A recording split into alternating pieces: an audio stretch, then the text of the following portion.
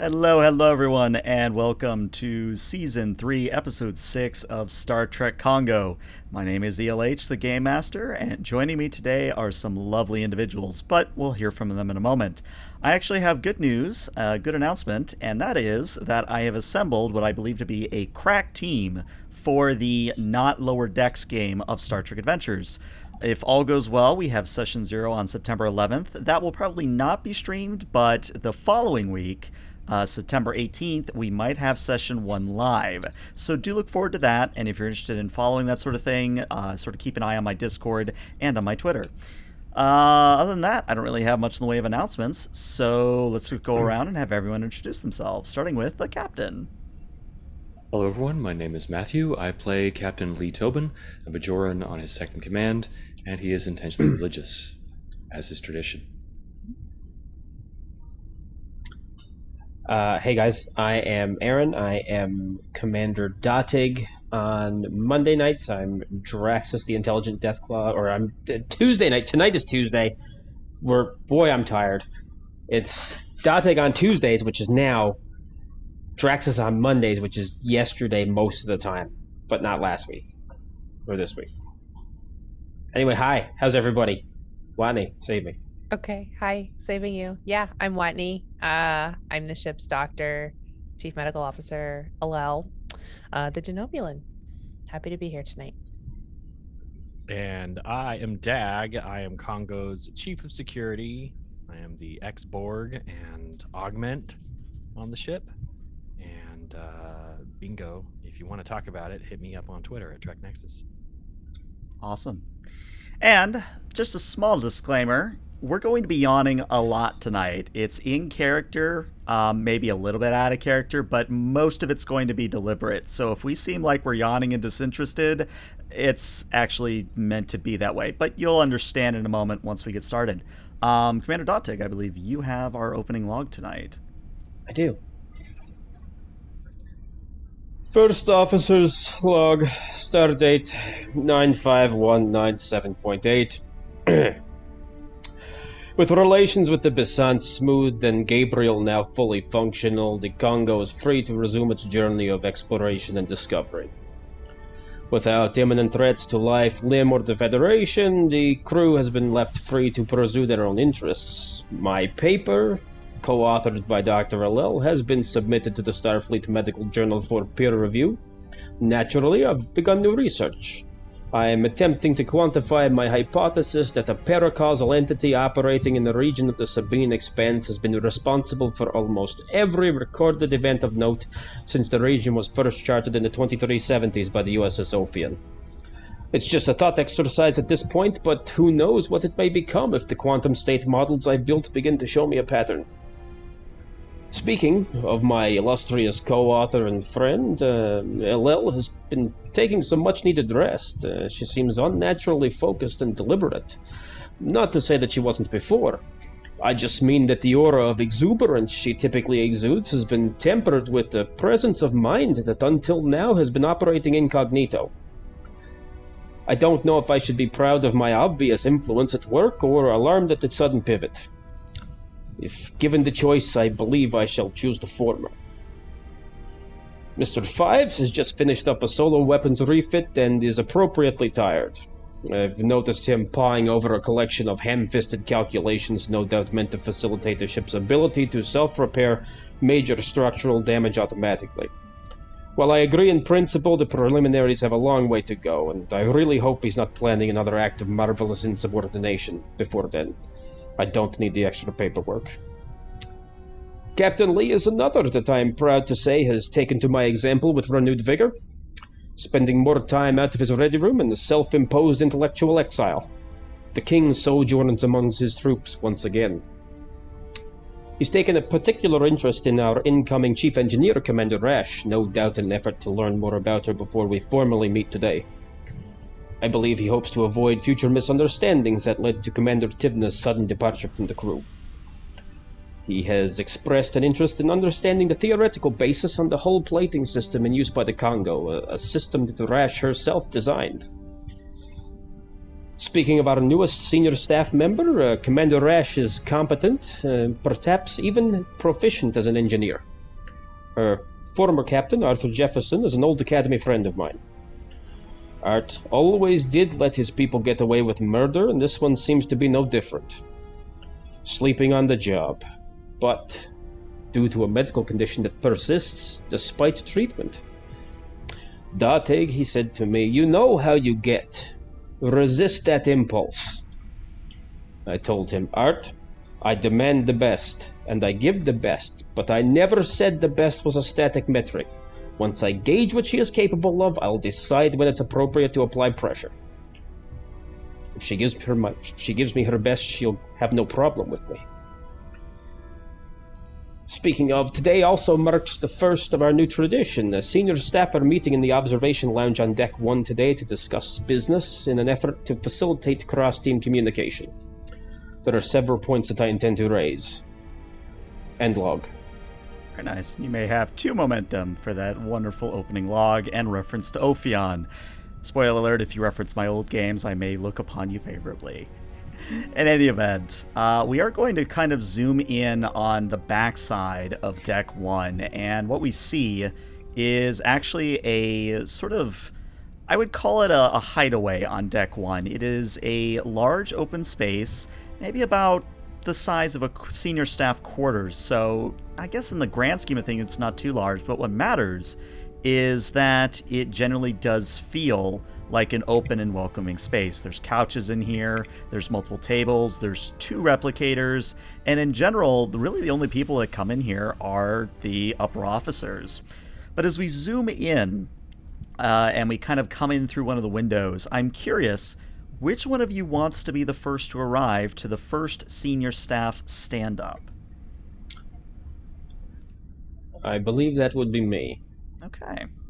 So Datig, the door's open, and you step inside, and it's empty. I mean, there's not even a stray glass or a stray bottle. It's quite nice, all things considered. And as you take a look around, you hear a light noise that sort of sounds like a rumbling?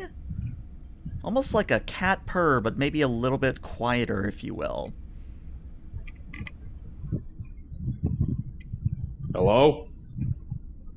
And if you want to find the source of the noise, I need you to roll me a insight and a security at a difficulty of 1. Oh, that's not going to be terrible. I mean, I All believe. right. Insight. Security. Hey, whoa! I Look mean, at that. that's already 2 successes, so you do get a momentum from that. You actually do find the source, and as you go to investigate one of the couches nearest to the windows, you actually do see that curled up underneath of the couch is a smaller individual wearing Starfleet gold, and in general has sort of these big shocks of spiky red hair and immense bags under her eyes that are currently closed, and she is absolutely snoring like she is cutting several logs. And Datig will just sort of... hasn't even started yet. And he's going to head over to the replicator and say, "Computer, Black Label Devil Mountain Coffee, 1 cup, 34 degrees. Of course, the replicator materializes it in a standard issue mug, and for those who don't know, Black Label stuff, really potent. Really, really potent. And so he'll grab the coffee and head over to where she's sleeping and sort of just like wave it under her nose in a manner akin to smelling salts. And she kind of sits there like, Hey, is that Black Label? Mm-hmm. Ooh. She kind of reaches out for it and takes a sip and goes, ooh, needs a little bit of cream, but yeah. Oh, you're the XO. Right. For the record, I was here early. I'm aware. Okay. You're not going to be mad at me, are you? Commander, one thing that you're going to learn about me is that that's my secret. I'm always angry. I mean, you're a Tellarite, so that's kind of to be expected. I mean, that's what your people do. Okay, racist, but Uh, well, I mean, racist would be saying something like you're confrontational or that you're an asshole, but I don't see that in you. She takes another sip. Oh, note to self, really needs cream. And she kind of wriggles out of her little hidey hole and tries to stand up. And what we see is that, Dotig, you're what, 5 something? 4 yeah, something? the real low end of 5 feet. Gotcha. Yeah, she is maybe with a hope and a prayer at like 4'8". But as she sort of stands up and looks up at you, she takes another sip and goes, can I get through this cup before you start yelling at me? Commander, have you done something that necessitates me yelling? Well, no, but I mean, I've been through enough captains and commands to know that usually when exos find me sleeping, they tend to get a little angry. Listen, Captain Jefferson let me know what the story was. He's an old friend of mine, so Oh, you've lucked out. I'm going to, as the humans would say, cut you a little slack. Oh, it's rather kind of you. Did he tell you about the one thing about the polarized plating? What about the pulverized plating? That I totally wrote it in my sleep, and when I went back and looked at it, I had no idea what I was looking at initially? Oh, yes, he told me that, yes. Okay. Because while I may have designed the thing holding this ship together, I only understand about 80% of the principles behind it, so don't expect me to create any minor miracle. Do you smell that? Smell what? Looks down at the cup. Oh, this isn't my mug. Where did I put that thing? And she goes back into the couch, like, looking for it. Aha! Pulls out a Starfleet's best engineer mug and literally transfers the liquid. All right, there we go. Sorry, force of habit. I mean, your coffee, your mug. It's right about then that somebody else can enter. Who would like to enter at this point? I'll come in. All right, Mr. Fives, you walk on in and you see Commander Rash and Commander Dantig having a discussion kind of nearest to the middle of the room. And I think, again, this is your first time seeing Commander Rash. So, again, kind of small, shocks of red hair.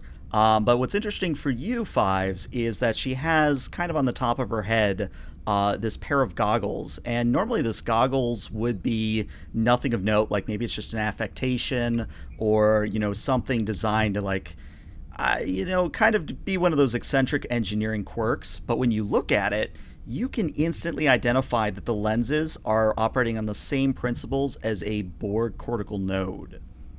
And that's just from a glance. Commander. Yes, Lieutenant Fives, meet Commander Rash, our new Chief of Engineering. Excellent. And I see that you have attenuated a flux lens from some kind of reclaimed Borg tech. Well, takes another sip. You, do you still have active nanoprobes? Not at this time. Good, because that would have been my first recommendation to maybe have those deactivated. Let me see if I remember. 6, is it? No, 5. 5 is your name. I just said it. Right, but again, coffee, sleeping, not quite there yet. Right. Okay. I thought it was just me. Oh, Doctor. maybe I'm contagious. Then she smiles, proud of her own joke. No, it was just me fixing a mistake by hand for the last several weeks. Safe to say, lesson learned. Right. Has anybody seen the captain? Captain, would you like to walk in at this point? I think that seems like a dramatically appropriate moment. And as Lee enters, you see that he is already carrying a steeping mug of coffee that he has retrieved prior to his arrival here. Commander Fives, and he'll stare down at the diminutive woman who is between them. Commander Rash, I presume. He'll step forward, taking a sip out of his coffee, and then wincing at it.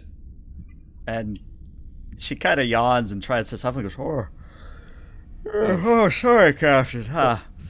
Commander Rash, nice to meet you. You probably want something a little bit stronger than that. Rack, did you know it's not good until you get like 3 times strong? I've never really cared for Klingon coffee. Their alcohol is exceptional, but I don't understand the appeal. You need the alcohol to deal with the taste of blood. I don't want my coffee tasting like blood. Well, wait, you don't have the replicators automatically adding the synthahol to fix that problem? I couldn't justifiably do that before I went on duty. It's the whole point of synthahol. I mean, I'm no doctor, but it's synthahol so you can get drunk and not actually be drunk. Well, as it happens, the captain and myself and Dr. Alel are all doctors. Oh. Well, I just put my foot in my mouth. I'm going to just go over here and get some cream. That's exactly the point of synthahol. While you're over there, can you grab me a double strong Ractogeno, please? Wanders over to the replicator, giving you 3 a moment to talk amongst yourselves. I'm sorry, Captain, but I feel like I'm not getting any sleep.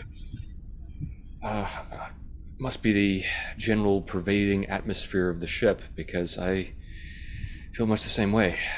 Too much free time, perhaps. Always enervates.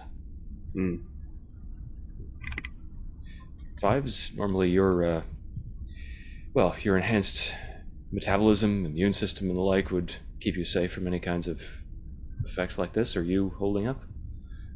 I think it's just left over, sir, in order to live up to the expectations I've had for the recent few weeks. I've been working double-and-a-half shifts. I figure I'm just lingering from that.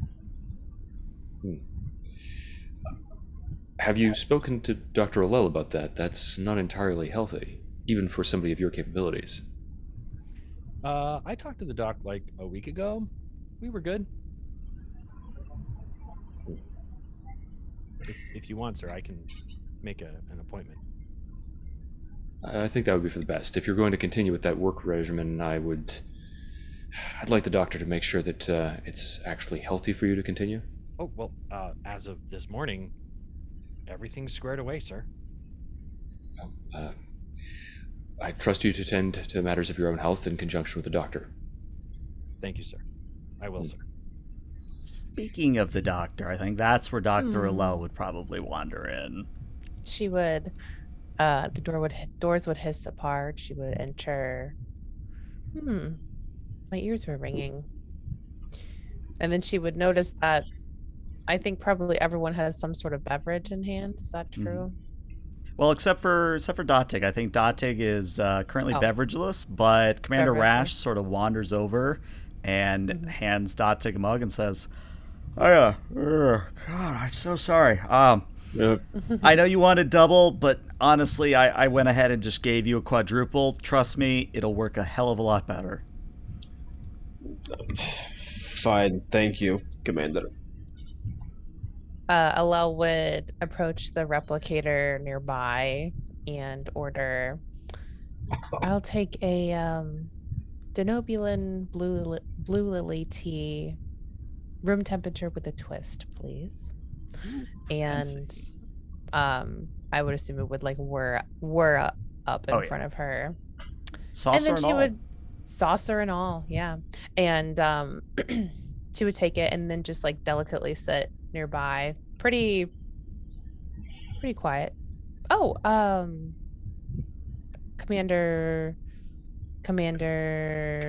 Rash, you must be the doctor, unless somebody else here. Wait, Dotig, you said you're not the no, you're the CMO. No? Yeah, it's her.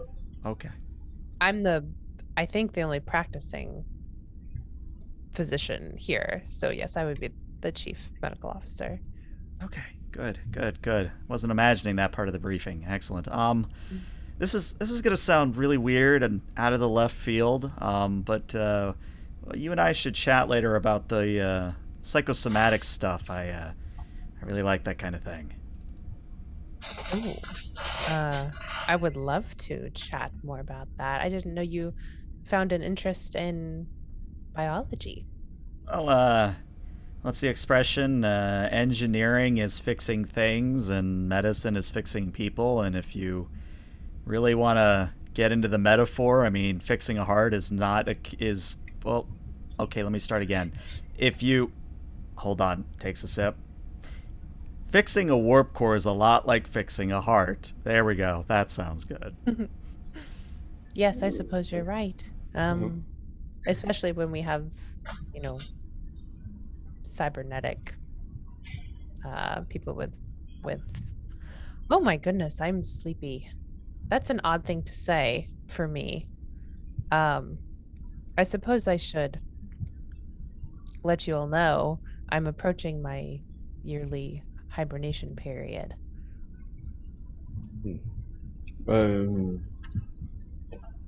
Felicitations. I hope it goes as quickly as possible. Pleasant dreams. Do you dream in the... Yes. Do you believe that your staff will be able to, I know what you mean, Doctor. My thoughts are really rather hazy at the moment. They'll be able to account for your absence and take on the workload.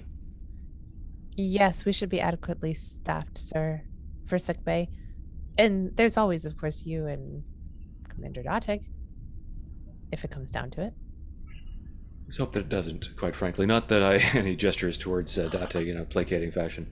That I doubt your capabilities, particularly with your recently published paper. You're a man of many talents, a Renaissance man, Datig, surely. Just if we had to rely on me, we'd be in trouble. All right, you know what? Before we get any further, I'm confiscating all of these, and Rash is going to gently but firmly take mugs from everybody, except Alel. You're drinking tea, so she lets you have your tea. Everybody else, she goes to get the drinks into the replicator. They were away. She brings back fresh mugs and says, all right, if we're going to get through this meeting without yawning, you all need way stronger stuff. You know that taking a senior officer's beverage is considered an act of mutiny in the Nyberite Alliance. Well, it's a good thing the Nyberite Alliance isn't here, isn't it? Just so. But, hey, good news. Actually, wait, are we actually starting the meeting now, or?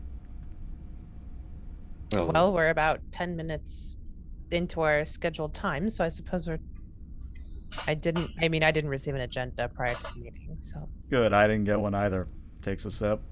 So, pleased to report that engineering is, ship shape, which is an odd turn of phrase. I mean, it's everything's shaped like a...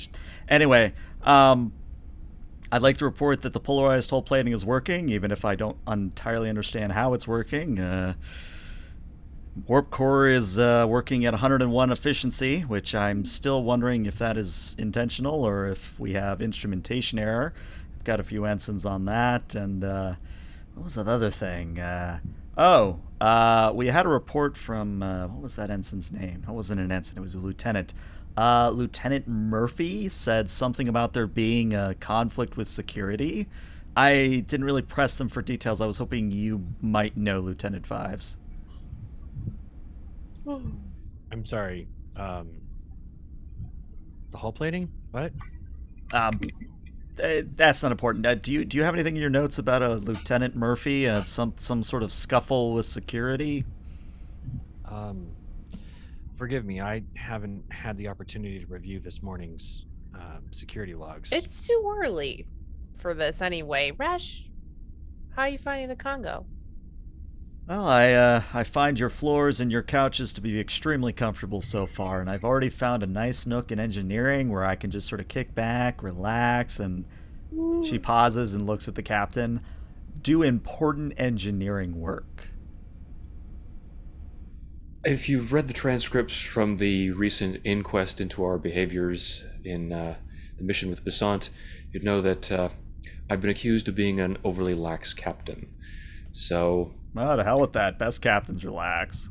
I give my officers a good deal of leeway so long as they do their duty. If you can do that, I understand that you also have an underlying medical condition, so allowances and accommodations can certainly be afforded to you.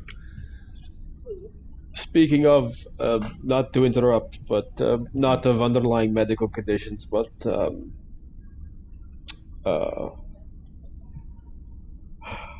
engineering. Right. Captain, as you know, we're scheduled to begin tests of a guidance system for torpedoes and unmanned shuttles.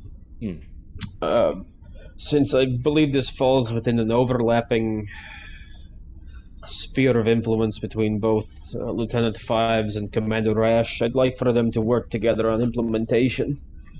In the meantime, sensors have detected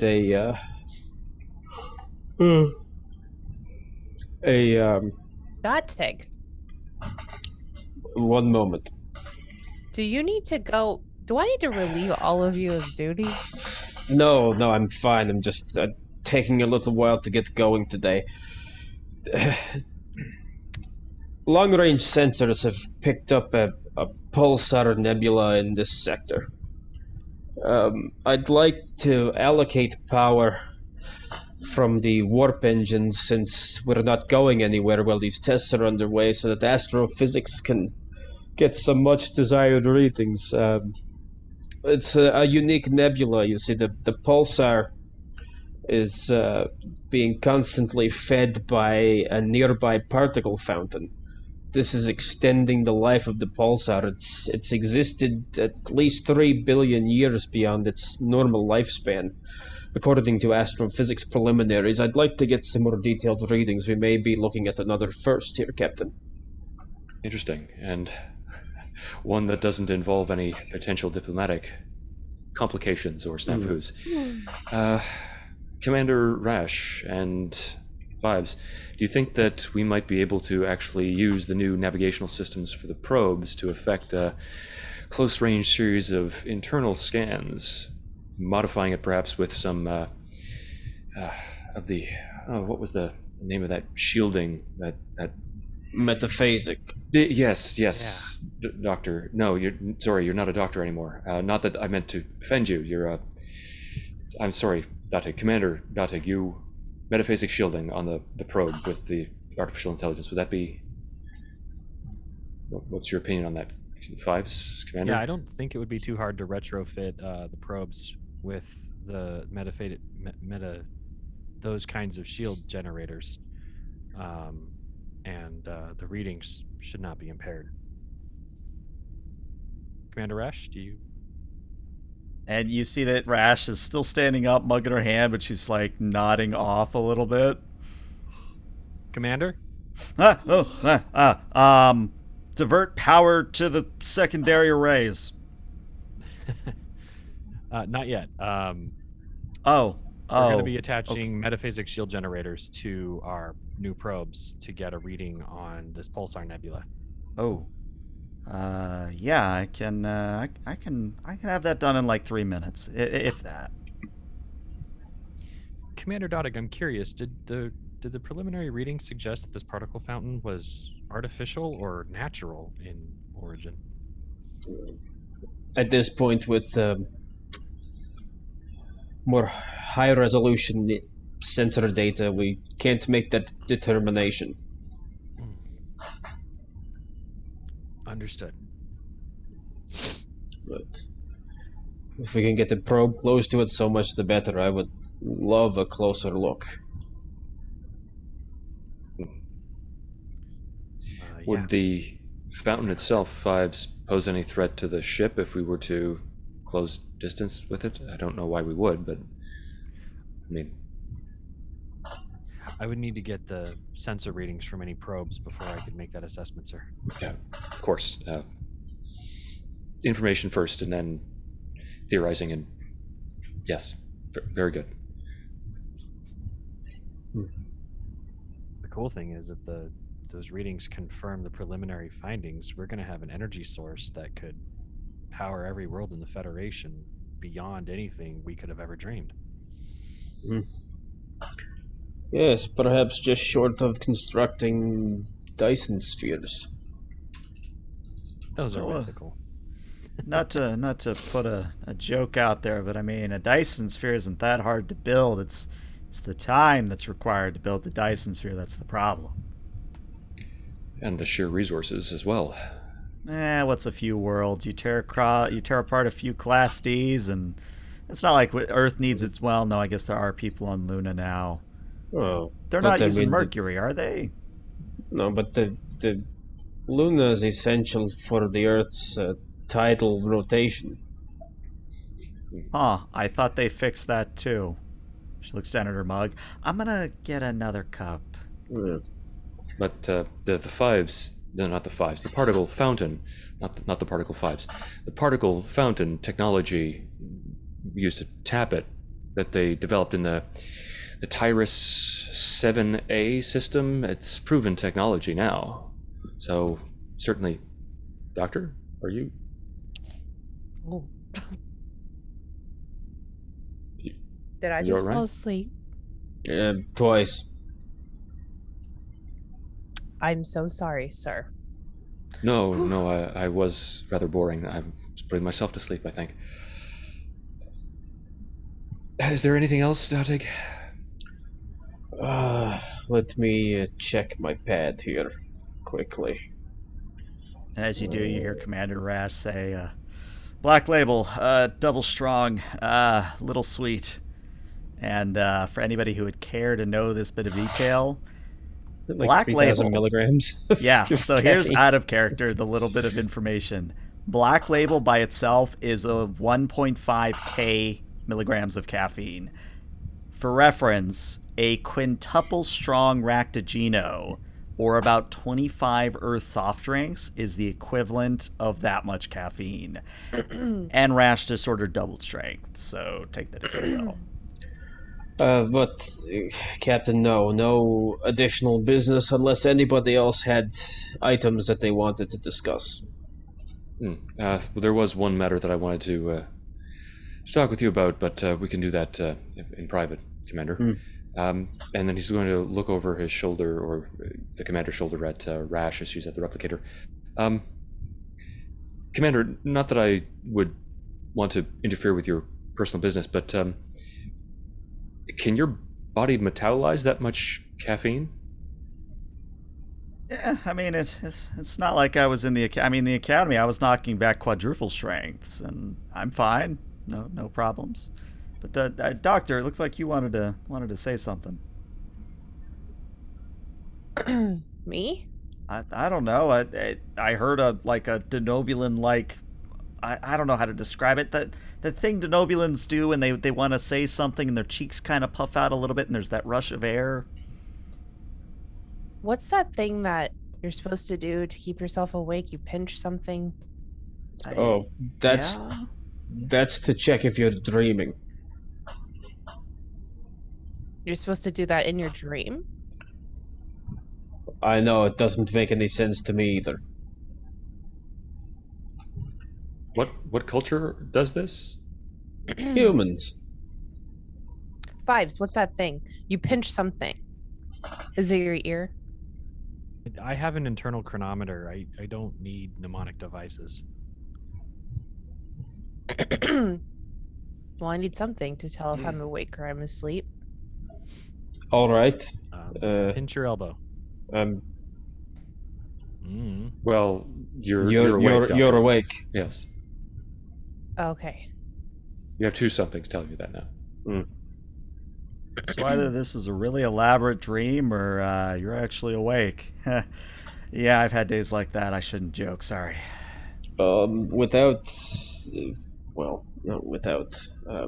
With your permission, Captain, I'll adjourn the meeting for now.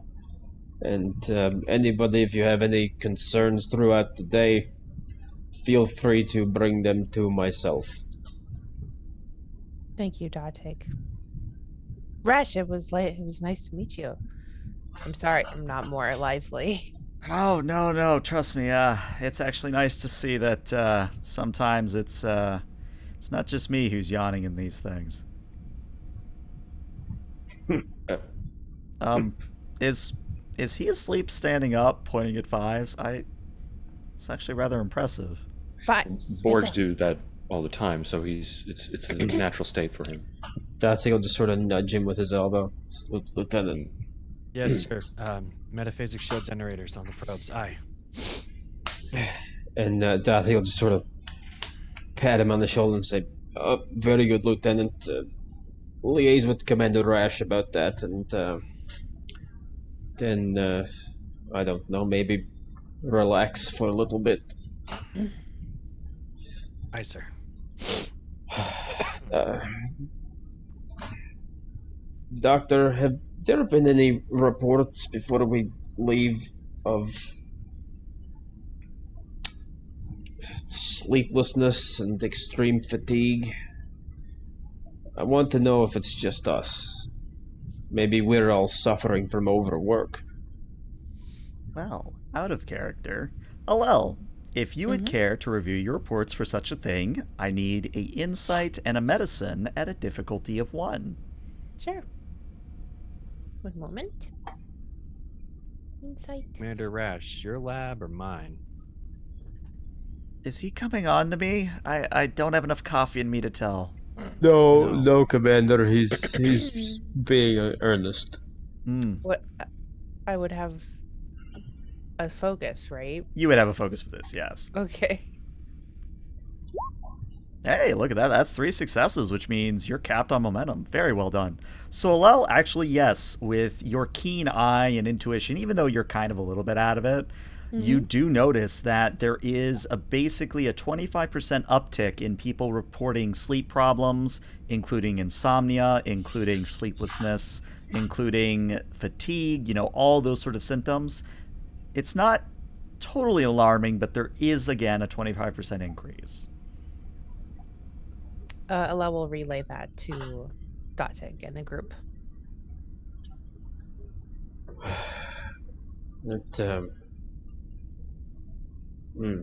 That's actually somewhat distressing, Doctor. When did it start? Do we know if there's some kind of commonality? Maybe we passed by. I would imagine, GM, that these reports have ramped up over the course of the last few X amount of days. Last 8 days is when it started to ramp up. Yep. 8 days. Commander Rash, the air purification system is working. This could be indicative of early onset carbon monoxide poisoning. Well, no, the monoxide detectors would have gone off if that was the case, and I'm pretty sure those are working. Computer, verify that the carbon monoxide detectors are working. Peter chirps and confirms, and he says, hey, there you go. Computer says it works, so we trust the computer. That tends not to be a very wise choice when dealing with computers that on starships regularly attempt to become sentient, Captain, create holograms. You just said it, and now the computer's going to go on like a rampage, or it's going to try and delete us from existence or claim sovereignty over anything. We're an infectious disease inside of its coils, that sort of thing. Yes. This is quite a fascinating report. I did have about 3 people say that they were found sleepwalking near their stations, and they had to be returned to bed. Did you know the funny thing about sleepwalking is it's just very similar to night terrors in that your body, you've overworked your body to the point where your physical body wants to rest and reduce your heart rate and bodily functions low enough so that they can recover, but your brain thinks that you're dying, and so it wakes you up and forces you to get up and get your blood moving. Isn't that fascinating? So what you're saying is Sorry, Commander, you had something? I was just going to say it's morbidly fascinating, certainly. I'm not entirely certain it's germane, but fascinating. Let's Fives, let's go to the torpedo guidance room and we'll get that probe and the torpedo thing going. Yep, on it. Let's go. And as people begin to filter out, does anybody linger? I think Allah would probably linger with her tea since she was allowed to have it still. And I think Matthew Captain Lee mentioned something about wanting to speak with Datig, or was that Rash he's referring to? Datig. Okay. Lee, looking down at the black sludge that is in the mug that was given to him by Commander Rash, then gesture towards the corner with Commander Datig. Datig will nod and just sort of amble over. It's really a minor matter, Commander, but obviously personnel reviews are part of your purview as First Officer. What's your opinion of Mr. Obidus? Capable officer. Quite affable when you get to know him. This is... What's the purpose of the inquiry? Is he up for promotion? I wasn't aware. During the recent events surrounding the Besant, he advocated for his rights in the face of a captain and a chief medical officer, and he was right to remind us of that. Absolutely. You don't have to sound so happy about it, Commander. I'm just glad that you realize it. As I recall, although this might be the coffee, although I'm not sure I can call it that, he looks down disdainfully at the mug and takes another sip, or just faulty recollection because of my exhaustion, but you were not opposed to implementing blood screenings. No, not opposed to anyone who would agree voluntarily, but I in no way, shape, or form advocate violating anyone's personal agency or autonomy. Nor did I, if you recall, Doctor. But Ensign Obidus proclaimed those rights forcefully but respectfully, and I think that bears recognition as a sign of a promising officer. Are you thinking more of formal commendation? Something nice that can appear in his record? Promotion, actually, Commander. And I wanted to solicit your opinion both of the situation and of the officer, the man. Well deserved, and the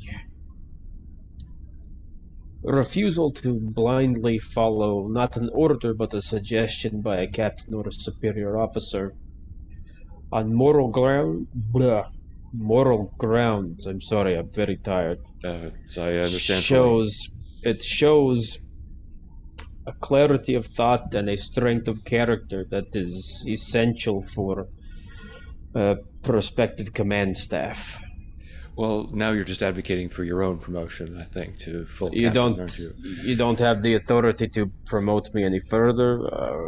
I would no doubt already be there, but in terms of Obidus, which is the extant issue right now, he's ready for additional responsibility, and this privileges. would, yes, and I believe this would go a long way towards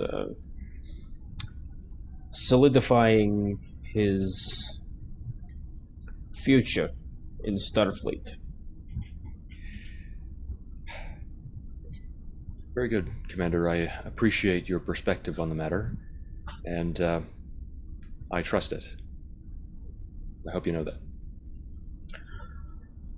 Well, I've been aware for quite some time that that's been the case. I haven't wanted to bring it up because, it's sometimes hard for a captain to admit that sometimes his first officer knows better than he does, but...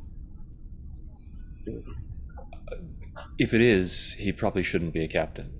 It's a small man who can't admit when he's wrong and when he owes his gratitude to someone. Well... And that wasn't a joke at your expense, Commander, he says as he's looking down at the far shorter man. Well, I probably wouldn't have picked it up anyway if it was. Does this... Are you saying it would have gone over your head? I suppose I am. Does this coffee smell a little bit like plasma coolant to you? I think it's more of a warp matter antimatter regulation fluid. Really, I think I'm detecting hints of trilithium resin. But a nice undercurrent of hazelnut. And a warm, a roasted but not burned aftertaste.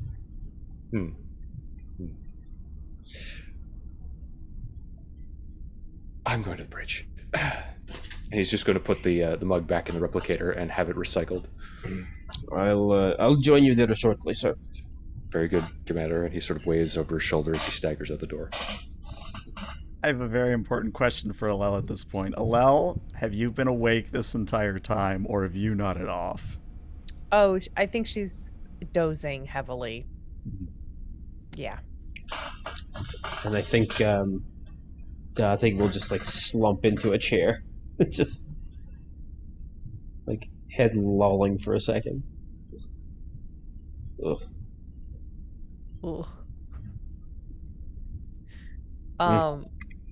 What?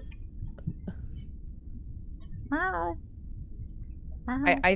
think like Alel's prior to her like full on hibernation, she probably like dozes off. Oh yeah, I mean we see like, that all the time. Cyclically, she'll like it'll get longer and longer before she's eventually just out. Now, I do have to introduce a complication at this point, and of course, I do want to commend everybody on their sleepy roleplay. It's really bringing it in. But one thing that I do need to do is introduce a complication from chat. So, Datig and Alel, as you guys are kind of in that dreamy but not quite asleep state, both of you realize that there's a cat sort of batting at your face, and you have just enough presence of mind to realize that when you look up, you're seeing two spots. Did we get another cat?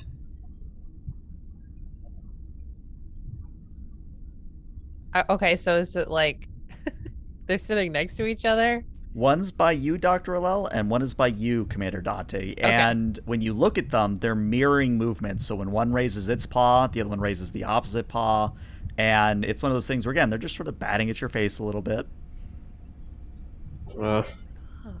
Holographic. One of these is a holographic cat. That's a very good joke. No, this one... Computer, deactivate a holographic cat. And the cats remain. So she'll pick up Spot and like hold Spot close and then smell him. So interestingly, when you do that, you see yourself holding the cat, but Commander Datig, you see both cats disappear. Spot smells so good. Where did the cats go? And you look down, Alel, the cat is gone. Alel's gonna like reach over and pinch Datig's elbow really hard. Pinch me. What? I'm not going to assault you, Doctor. Pinch me. Fine. And just give him permission. He's just gonna pinch her as hard as he can. Ow! Okay, I'm awake. It's official. He pinched me, so I'm awake. I have to be awake. I just was holding Spot. Okay, because all I saw was you like doing this with nothing in your arms and like smelling nothing. No, you saw Spot because you thought it was a hologram. Right, but as soon as you went to grab the cat, they were both gone, and you were just like enthralled by nothing. I could have sworn I smelled Spot, you know, like that warm cat smell. And I think at that, Datig's gonna tap his comm badge. Datig to bridge. And I think Lee, unless you're there already, I think technically Mr. Prin is the ranking officer. Yes, this is Prin. Yes, how can I help you, Commander? Mr. Prin, can you please direct a scan of the Deck 1 observation lounge? Detect anything out of the ordinary. I would be happy to, Commander. May I ask why? You would not be blindly following orders now, would you? I think you've set a better example for me than that. Quite so, Mr. Prin, and I'm too tired to argue with you. I believe that Dr. Allel and myself may have just experienced a sort of shared hallucination, and I'd like to eliminate any external source. A shared hallucination? I'm no doctor, Commander, but... Very true, Ensign. But that... people don't share hallucinations unless there's some kind of telepathic impulse going on. Well, we both saw the same thing, 2 spots identical, then they were gone, so for now I would just appreciate if you ran the scan and informed me of the results. Real quick, the complication that has been introduced by chat. Prin, Spot is currently in the seat that Obidus would be in if he was on duty. You say that the doctor's pet feline was duplicated in the lounge? Certainly appeared so. That's quite interesting because I'm staring at it now. Should I shoot it? Absolutely not. It's been rather pesterful, you know. It's rather annoying. It's running about underfoot all the time. So are you. I'm taller than you, so I don't run about underfoot, but... Your objections and opinions are duly noted. I will consider them in the next, performance review for Spot. A major reprimand. In the meantime, that scan, Ensign, please. Of course, Commander. I'll run it immediately, although it's not exactly my area of expertise, so I'm going to have to turn this over to somebody else on the shift. Why was I placed in command? Anyways, I mean, it was a phenomenal decision on your part, but that seems incongruous with previous assertions regarding my abilities. I'm running the scan now, sir. Thank you, Ensign.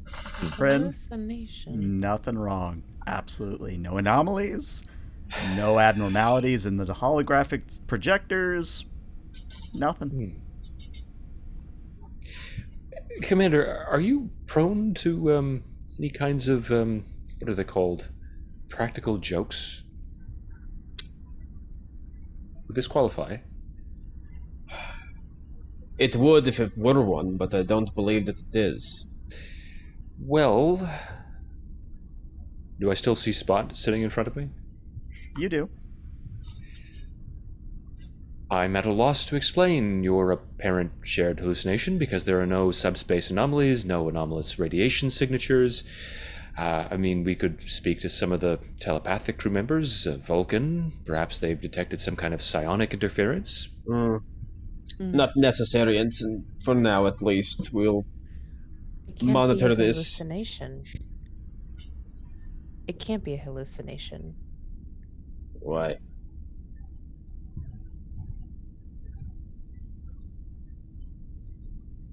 Patients who suffer from hallucinatory mental illnesses typically don't like to point out where their hallucinations are to anyone who is not experiencing them, because that causes an interaction with someone else and your hallucination, which makes them all the more real.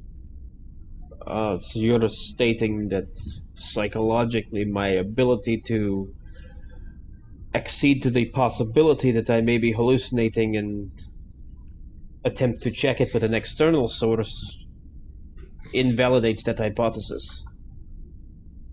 Perhaps that makes me, well, hallucination is a perception in the absence of external stimulus that has qualities of real perception.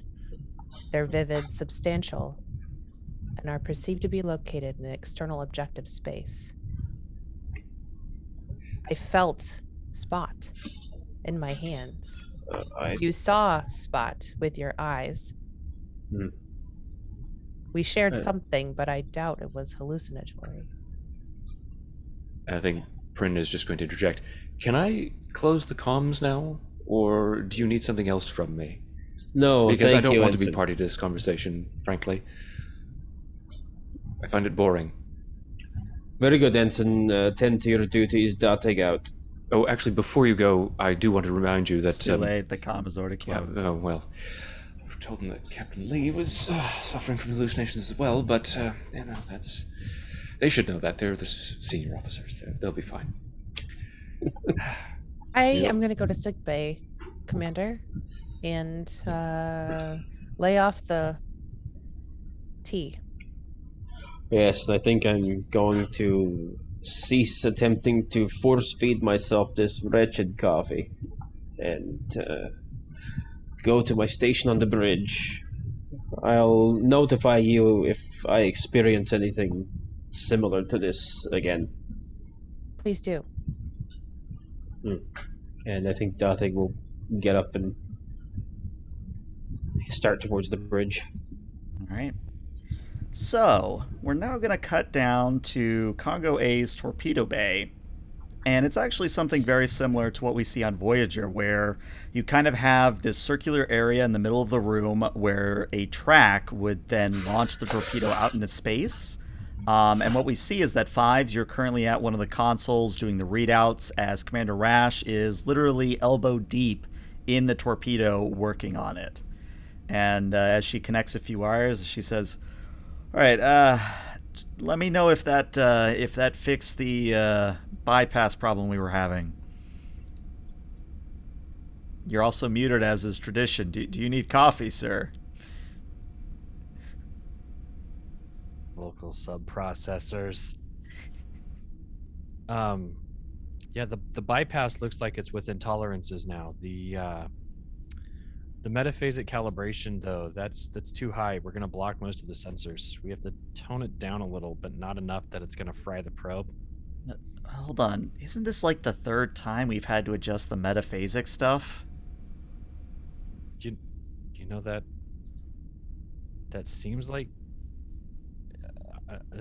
like it might be. Check the sensor logs. See if we're imagining it. And Fives, when you look, yeah, you've done this 3-4 times already. How did neither one of us remember this? There's 4 entries in here. You set it to the right setting 4 different times. And at this, Rash kind of pulls herself up, looks over at her #1 engineer mug, and picks it up and takes a sip. Well, either I need to up the dosage, or, I don't know, you know that thing the captain said earlier about the whole computers and, being bad? I mean, I'll just say it. I mean, there's a reason I've published papers with the Daystrom Institute about the dangers of unshackled AI. I'm just getting a feeling. I just find it inconceivable that the two of us, probably 2 of the most detail-oriented crew members on this ship, can't remember a fine attunement like this that we've done now 4 times in the last 23 minutes. Hold on. Do we have a tricorder? Okay, it's not a medical one. We'll do. And she runs a scan of you, runs a scan of herself, looks at it, and goes, "Well, I'm not the best doctor on the boat, but I don't know, Fives. The engineer in me is telling you that your Borg implants aren't regenerating you properly. Looks like you're well overdue for regeneration." No, I should be. No, that's not right. I've done this shift plenty of times. It's not even my 15th hour of. Did I regenerate 15 hours ago? And at this, she shows you the tricorder readings, and it is as she says. Everything that you're seeing on the tricorder indicates that you have not regenerated in over 47 hours. No. I would have a log of that. What have I been doing for 2 days? Well, do we want to try a fifth time with the metaphasic, or do we want to It explains just... me, but it doesn't explain you.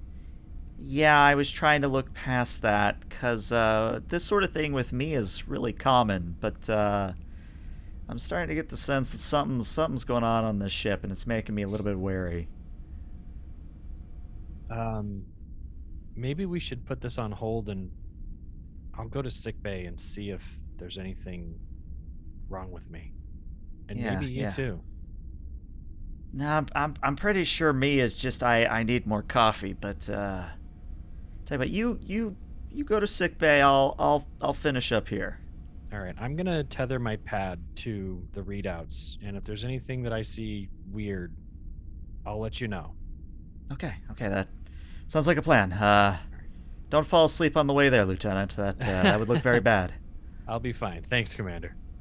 All right, and now we're gonna go to sick bay. Fives, you'll enter in after a few moments, but Alel, when you enter sick bay, what you see is Spot. And you know it's the real Spot because Delcav comes running in and goes, "Spot, what did you do with that? Oh, hi, hello, Doctor. Spot may have misplaced a hypospray that I'm looking for." Oh, silly cat. You can just replicate another one, can't you? Well, no, unfortunately, it contains one of the regular doses for Ensign Thomas. You remember Thomas's condition that we're not supposed to mention? Right. Darn it, Spot. Meow. We really should put like a tracker on these hyposprays if they're kind of irreplaceable. Hold on. That way the computer can take Better care of it. idea. And he goes over to a hypospray, concocts something up. How about we put a tracker in the cat? It would be only logical. No. Well, it's not going to hurt Spot. It simply will allow us to track where Spot is. I mean, he's not wearing a comm badge. What do you think, Spot? Meow. She'll pick up Spot. Feels I real. don't know. Feels real. She'll do the thing where she like scritches right between his eyes and then like loops around to his chin. And he starts to rumble a little bit in your hands, but then, you touch the wrong spot and he kind of goes, and he kind of bats you a little bit. Okay. Sorry. I suppose, Delkov, we could do that. Okay, just go ahead. Hyposprays the cat. And now you all have the advantage that if you ever want to know where Spot is on this ship, you now know exactly where he is. Wish we knew where you been, Spot. Yeah, that's the thing. But the other thing I have to introduce is at this point, I haven't really introduced any complications because you guys are role-playing it so well, but there is something where I now have to introduce a mechanic. So at this point, I think it's very clear to both everybody at the table and watching that something is very, very wrong with people's sleep schedules and things of that nature. So the way we're going to represent that in mechanic terms is I need everybody currently active, meaning Captain Lee, Dotig, Alel, Fives, and if someone would be so kind as to grab Tivna, or not Tivna, Rash. Now I'm doing it. I need all the main characters to give me a fitness and a medicine at a difficulty of 1.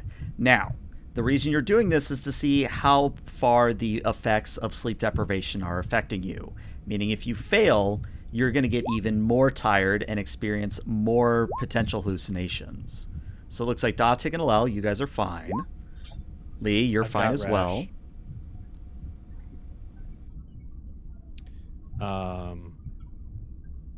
Rash doesn't seem to have any focuses. On her sheet or just in general? I'm just looking on the sheet. Ah, yeah, she wouldn't have a focus that would apply here now. Okay. So there's Rash. All right, Rash is good. I think the only person left is Fives himself. Yay. Fives also does not have... He's persuasive. Can he persuade himself to stay awake? No, as funny as that would be. But he is an augment and Borg, so he has those traits. He does, which is why it's funnier if he fails this. Yeah, he has those traits, but I think given that he's apparently been operating for 47 hours, those traits are in decline. Ah, Okay. Oh no. Okay. Not perfect. Thank you, Dice Gods. You are telling us a story. We will listen. So what happens is, Dr. Alal, as you're still holding Spot, the doors to sickbay open, and literally collapsing into sickbay is going to be Mr. Fives. Now, roleplay-wise for Fives, I want you to imagine what you've been experiencing as 47 hours.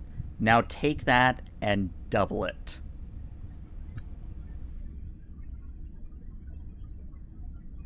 And Five just like collapses onto his knees Fives? and like just crawls onto the floor like he's nesting, and then just puts his arm under his head and just starts to like sleep.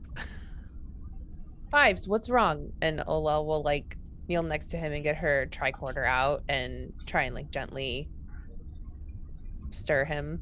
So tired. You're It's tired? So comfortable.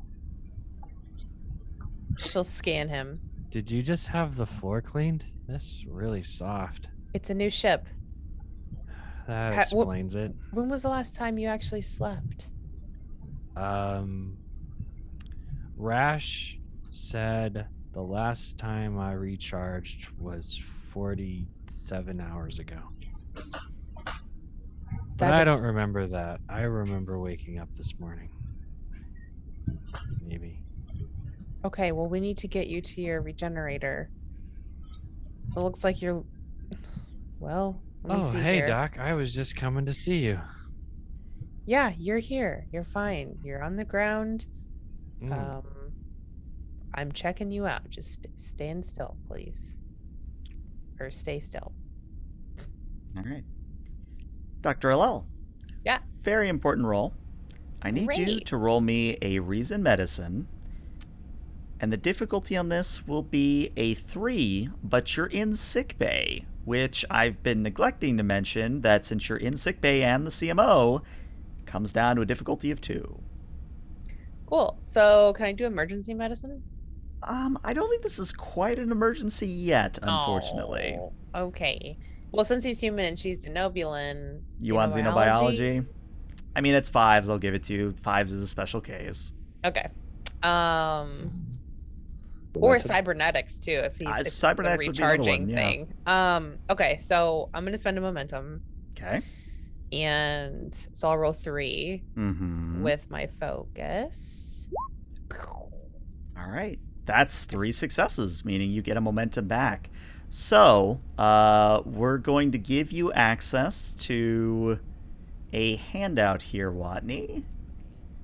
And it should be under medicine angle, just medicine angle, no number.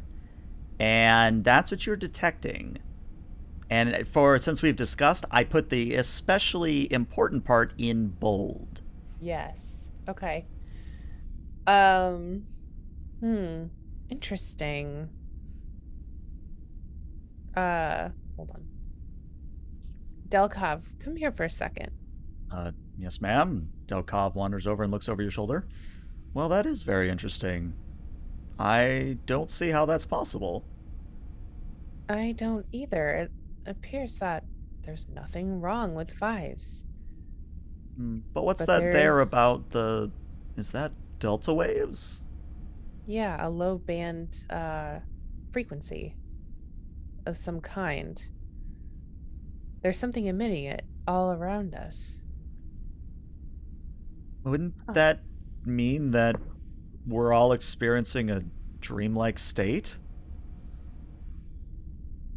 I should probably let the captain know. Hmm. Will you help him? Yes. Which biobed would you like him on? Oh, just take him to the main one in the theater. I think there should be something in there for his implant to help him recharge and regenerate. Very well. And Delkov reaches down and kind of plucks 5s up underneath the shoulders and gently guides him to the main surgical bay. Ella will head straight for the captain. So you're going straight to the bridge then? Yeah, wherever he is. She'll be like, computer, locate Captain Lee. All right. So Lee, are you still on the bridge? Yes, Lee is still on the bridge, sitting in his command chair, but he's actually slumped over with his head resting in his palm, having fallen asleep. Okay. And I think I don't think Prin would say anything. Maybe that's just me, but I think Alel, you're going to walk in on that and see that, yeah, Captain Lee is out. Okay. So she will actually come sit like right next to him here. Mhm. And just gently like squeeze his arm. Captain. Arya? What? No, she doesn't call me Captain. That would be... Doctor, that would be very awkward. Doctor, You fell asleep, sir. What? And yeah, you fell asleep. Oh. It's just the rhythmic hum of the warp engines. Soothing. While I do agree that the warp engine is extremely soothing, and I often use white noise similar to it to fall asleep on my own every year, it wasn't that caused you to sleep. Fives came into sickbay and essentially collapsed on the floor. So I ran a scan and I found out that there's a ultra low frequency of delta waves along a theta band subspace vector of sorts, carrying these waves across the ship. Delta waves are what our cortex emits when we're sleeping, and this whatever is causing this is inducing a dreamlike state for the crew, which is why we're all falling asleep. Is there any indication as to its source?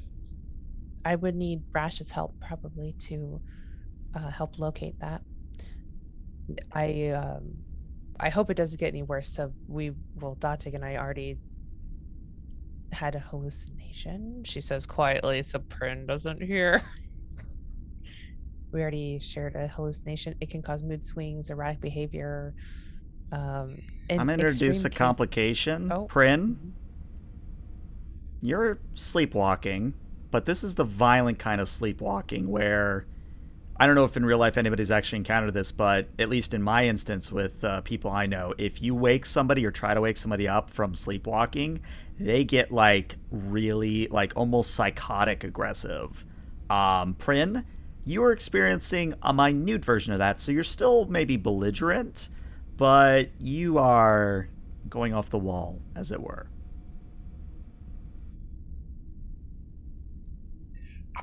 To be frank, I don't know precisely what you mean by that. I mean... I'll explain. So basically what would happen to my brother is anytime he would sleepwalk, like first we'd be like, oh, you're sleepwalking, you're funny. But every once in a while he'd actually like try to go outside, so we'd have to stop him from running out at like 3 a.m. And when we did, he'd like start flailing around and like starting to hit and kick and throw things. And that would last pretty much until somebody actually woke him up. In hindsight, it's funny, but in the moment it was kind of scary, and that's the sort of vibe I'm trying to get here. Okay. Then I think that Prin, oddly enough, would be rising from his station, and he's going to meander over in a halting and stumbling fashion towards the tactical station and begin tapping away at the console there. And awkwardly, as Lee attempts to roleplay with himself, Lee is going to turn over his shoulder. Ensign, what are you doing? There's no reply. Lee stands and begins to examine the readouts on the console, and he sees that Prin is actually attempting to input some kind of series of schematics for some kind of improvised explosive device. Doctor, could you... I don't want to wake him, but I can't let him finish what he's doing here. Could you... Is there some kind of treatment that you could administer? I could transport him to sickbay, sir. Put him behind a containment field, a medical containment field. I think that would be best for everyone involved. Aye, sir. Transporter room, site-to-site transport, and send Prin to sickbay. And I think as Prin hears that, he's immediately going to lash out at the captain and attempt to strike him, just instinctively. I'm going to let you decide whether it hits. If you want, we can make it a roll, or you can just say it, whatever you're feeling. It absolutely hits, and the only thing I'd like to do is roll challenge dice appropriately for it to see if Lee takes an injury. All right, so that's going to be, let's see, what is his security score? It's 3, so it'd be 4 challenge dice. It would be 4 challenge dice, correct. This is going to be fun. Mm-hmm. Okay. Now, that is normally good, but I think this is hilarious, so I'm going to spend 1 threat to make that 5 stress, which means, Lee, you are just knocked cold to the ground. Just instantly to the floor right before Dr. Alal. And just Lee slumps completely. And so is Prin gone? Did he no, Prin is still there. He's still there, but you start to see sort of the blue tinge of the transporter room beaming him away. But you could stop it if you wanted to do so before he fully dematerializes. She would not stop that and to take a variable out of this situation. Mm-hmm. And then she would quickly try and tend to the captain. Is he out cold? He is out cold, yeah. Sir? So GM Dathig was on his way to the bridge. Yeah, you can walk in on this. He got sidetracked. He's just gonna.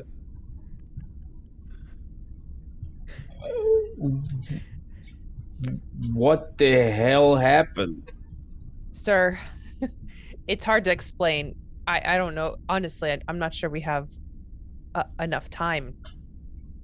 I discovered that there is a ultra low frequency of delta waves being emitted across the ship. It's causing all of us to fall into a dreamlike state. The hallucination we had of Spot. Right. Prin started sleepwalking, and he was on the tactical console, and the captain tried to stop him, and he hit him. Prin is in a medical containment field in sickbay now. Rightly so, and I think Dathig's going to head over to the tactical console. Good lord, is this a bomb? Alel will be trying to take care of the captain, so she'll be tending to him, and does he have any bleeding or anything? She might be able to. I know I don't like throwing rolls at you because you're more about the role play, but if you'll indulge me a little bit more. Sure. Go ahead and roll me just a very basic control in medicine. The difficulty is 1. And this, if you succeed, will bring Lee back to consciousness. Emergency medicine would actually apply here, yes. So I think at this point, so Lee's out of the command chair. Is that correct? Yeah, Lee is out of the command chair, and with 3 successes, you're actually going to be capped on momentum. So Lee, you're going to come round as Alel treats you. Oh. And did Timna hit me again? Prin, sir, he was sleepwalking. You remember? What is it with officers hitting me? Am I that bad a captain, Doctor? Wrong place, wrong time. No, you're a wonderful captain, sir.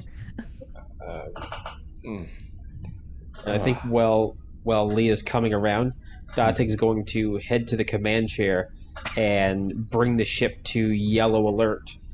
And he'll just say, he'll open a comm to the entire ship and say, "All hands, this is Commander Dathig. Alert status yellow. All off-duty personnel secured from general quarters." Just in case there are any more. I almost got the metaphasic shields on. Doctor, the delta waves. Yes, there is some source somewhere emitting this through, and I lost the handout. Give me 2 seconds. There's a source emitting this from some location across the theta band subspace carrier vector. And Lee, staggering to his feet, is going to attempt to walk down to his command chair. Dathig, would you... I know that you're eager for that captaincy, but could you get out of my chair, please? Oh, he's actually not sitting in your chair. He just used your arm console, the command console to... And if anything, he would actually help the captain into the chair before taking his station at science. You said, Doctor, you said a theta band, like a theta band carrier wave? Yes, that's the only way I would imagine that these low band frequencies would be able to travel in this way. It's going to be very difficult to localize a source. Data band emissions are notoriously difficult to narrow down. Uh, There is one thing that we might be able to do. I'm sorry, Doctor, please go ahead. I was just going to say we should let Rash know. She might be able to help.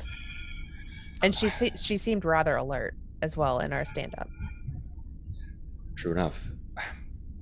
Dotig, we know that symptoms began roughly 8 days ago. Is there any way that we could use that time frame as a way of cross-referencing their effects? I mean, the theta band carrier wave frequency, its speed of transmission, based on that initial point of contact, creating some kind of connection. I can't even think, but Rash, that's a good idea, Doctor. We can, maybe something with a polarized hull plating can protect us, but we're scattered. So Dantig, I'm going to give you an option here. Yeah. You can Hit either me. spend your floating momentum from Dr. Alel's success and a further momentum, so you'd be at 5 momentum overall, to create an advantage. And the advantage is somebody will come to help you. It's not a queue, just another crewman, and give you that answer. Or you can attempt the roll yourself. Now, what I would tell you is that the roll would be very difficult, but it is possible to do. Okay. When you say very difficult, what do you mean very difficult? I mean, it's going to be a difficulty 5 to start. Okay. So, I would like to spend that floating momentum and one additional momentum to create an advantage to allow for assistance to make it more possible. Very well. Then I think what's going to happen is Commander Dantig, as you're entering in commands, the bridge to the door opens, and in steps Ensign Abadus. And Ensign Abadus takes a look around and says, I understand something's going wrong, and I know technically I'm still off duty, but it is yellow alert, and I wanted to make sure that I was available if needed, sir. Ensign, I've never been more happy to hear. Are you all right, And- sir? That's up for debate. I need your assistance. Very well, sir. What am I looking for? And I think we'll just sort of motion to the science console. He's begun sort of inputting the sort of data that he wants to look at. So basically, GM, that would include sort of analyzing Kongo's flight path during the past 8 days to attempt to maybe map an area that's affected by these theta band emissions and delta waves to localize an epicenter. Okay. So, here's the breakdown. Dantig, you're going to be doing a reason science. Okay. Abadus will be assisting you with a reason con, so if somebody can get Abadus. Then the ship will assist you with a computers con. So, Dag, if you want to wake up and take either Abadus or the ship. And the overall difficulty here is going to be a 4. So Okay. Abadus coming in not only lowered the difficulty, but also made it so that you get another assist on top of all this. Perfect. This is not unlocked, sir. In Roll20.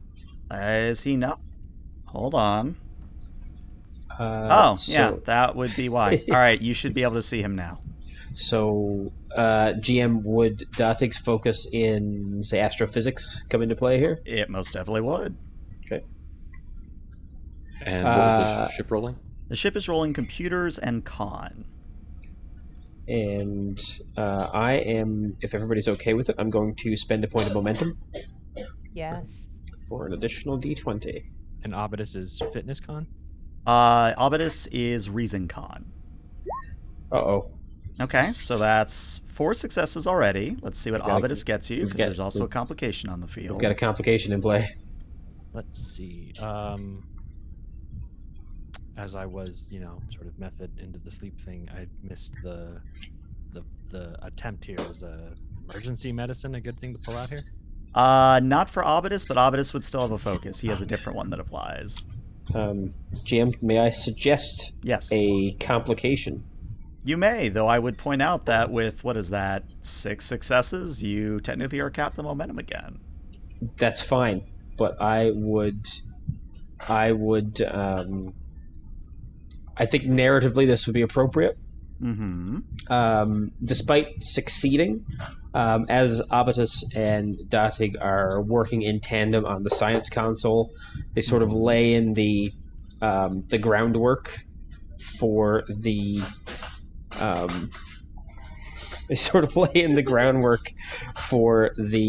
calculations, and then as they finish, Datig actually collapses onto the science console, having fallen into a deep sleep.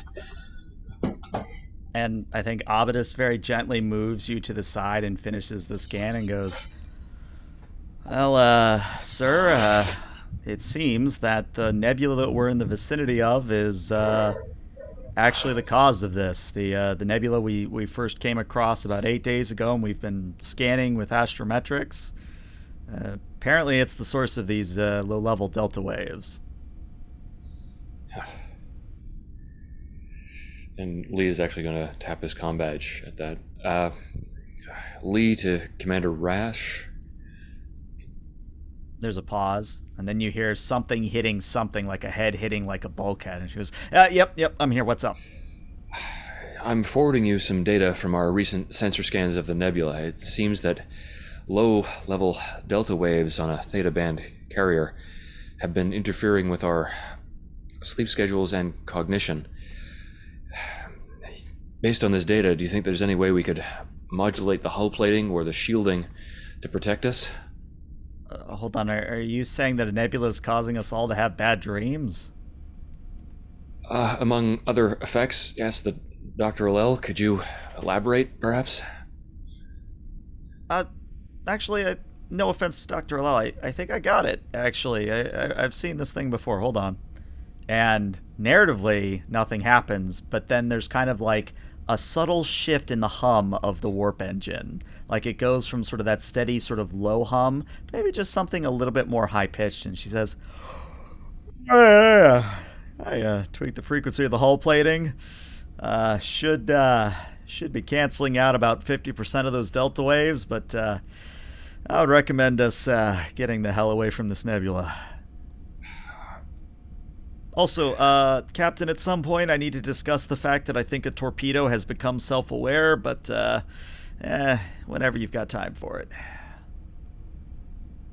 Okay, is it attempting to take over the ship or kill anyone, or is it holding the ship hostage by threatening to detonate itself? Oh, no. It's actually questioning existence right now. It's wondering why it can feel, and I've got it kind of going through the standard AI loop of, tautologies and logic puzzles. I don't think we have to worry about it blowing up anytime soon. Okay, well, I'll table the philosophical conversation regarding the purpose of our existence and the prophet's will as an execution of their divine plan from before time began. Well, once I get some sleep, I'll have a talk with it. Carry on, Commander Rash. No, sir. Captain, how are you feeling? You got hit pretty hard. Do you have a concussion? She'll be like kind of like fussing a bit. And Lee, almost as if noticing it for the first time, will slick some of the blood away from his mouth, work his jaw. No, I think Tibna hit me harder. I should be all right, Doctor. Attend to Commander Datig. I need a science officer and a first officer, please. Yes, sir. And I think at that, Datig will just sort of rouse for a moment. So bright in your computer lights. And the lights do actually dim at that. Computer, reactivate the light's maximum illumination. And they get really bright, Datig. I mean, really bright. Commander, would you like a stimulant? Hypo spray? I think you need one. If I may, doctors, says Abadus, I have observed that those of you that are carbon-based actually respond well to a drug known as caffeine. Okay, everybody needs to get the hell out of my quarters. Respectfully, sir, we are not in your quarters. We are on the bridge. Respectfully, Abatus, he needs something more than caffeine. Well, how to say this? Caffeine. You know how when... I apologize if this is a very basic explanation, Doctor, and you can feel free to correct me, but this is just an hypothesis. If what you all are experiencing is something akin to how caffeine bonds to the receptor and causes a certain chemical in the brain to reset, it stands to reason that if you give someone enough caffeine, that they would reset in a way. You should never take above the recommended daily dosage of... Yeah. I'll get my prescription pad. We can try it. Caffeine does have different effects on even different individuals within species.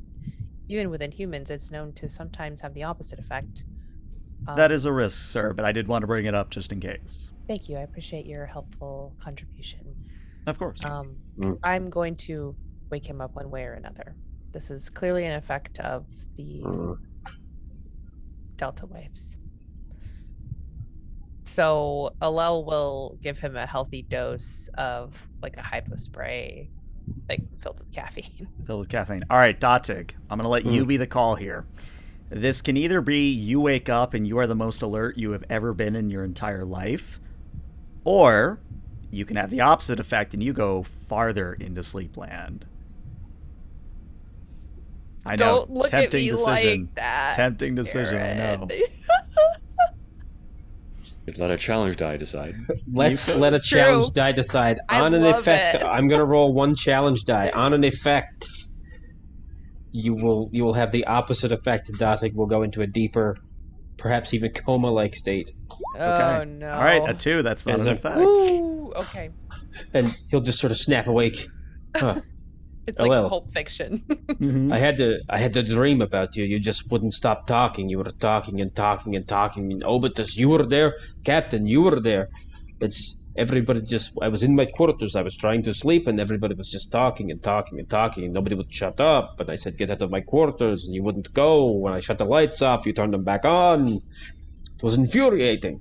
You weren't dreaming. You were on the bridge. It really was And I infuriating. really was talking. You were falling asleep. We found the source of the anomaly, and I think Captain managed to patch it about halfway. I do appear to be on the bridge, but I've never fallen asleep on duty once, and I don't think today would be that day. Oh, it's okay. There's no need to feel shame. The I never captain. said I walked shame in. was said I anything. walked I in. never- The captain was sleeping when I first came on to the bridge. It's extenuating circumstances, Doctor. It's not your fault. The captain is... That's the captain's prerogative to catch 40 winks on the bridge, but not the first officer. No.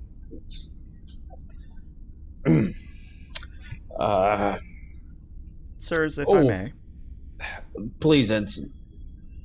If we need to just get away from the nebula, I could simply lay in a course at Warp 3. Captain? Ensign, you don't appear to be affected by the delta waves. Is that a function of your biology? I am silicon-based, sir. Yes, we operate differently. I see.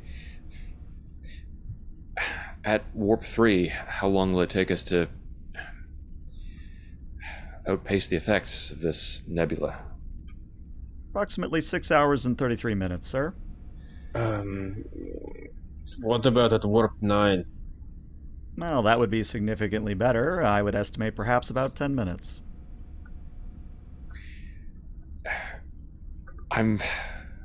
This may be my judgment having been compromised, but Commander, I'm not entirely comfortable leaving this anomaly as it is. Simply placing warning buoys might not be enough. Do you believe that we should investigate and try to determine the source of these delta waves?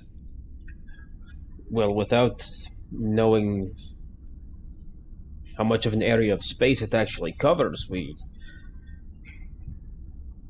I believe we have a greater responsibility to find the source. If it is natural and cannot be halted safely, then warning beacons, but if it turns out to be artificial in nature, although we have no evidence to suggest, I believe we have a duty to investigate.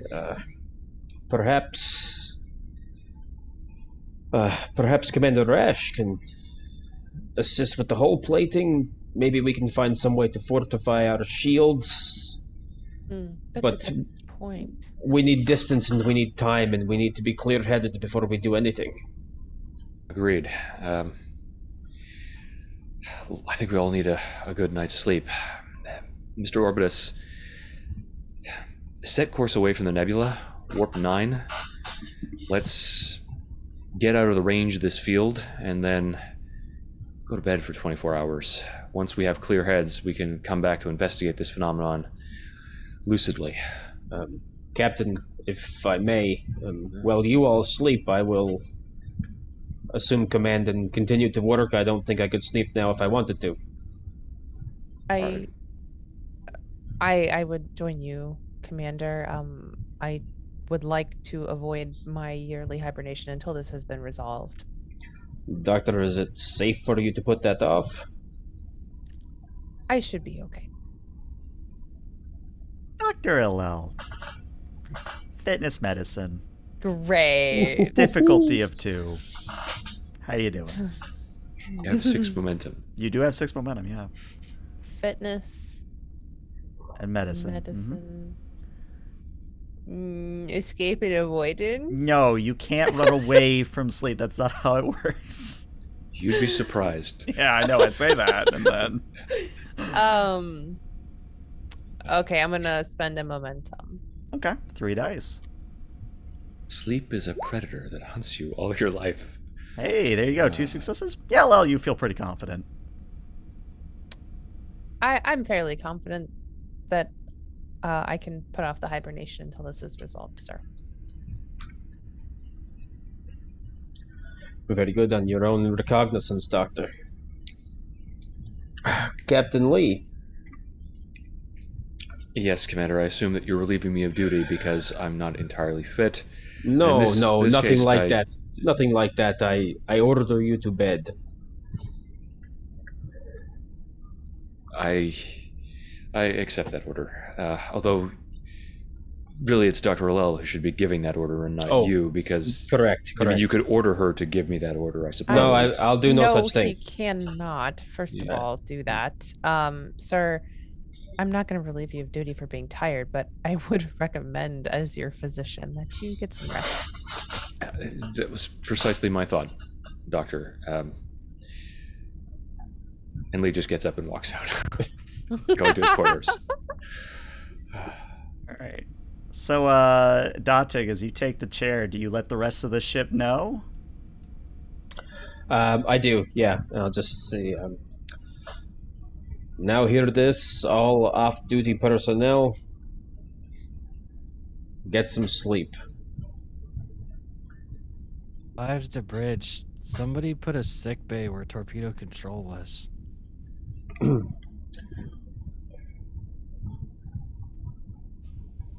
I think that awkward pause is where we gotta go to break. Perfect. All right, we'll be back in about 5 to 10 minutes, everybody. Stick around.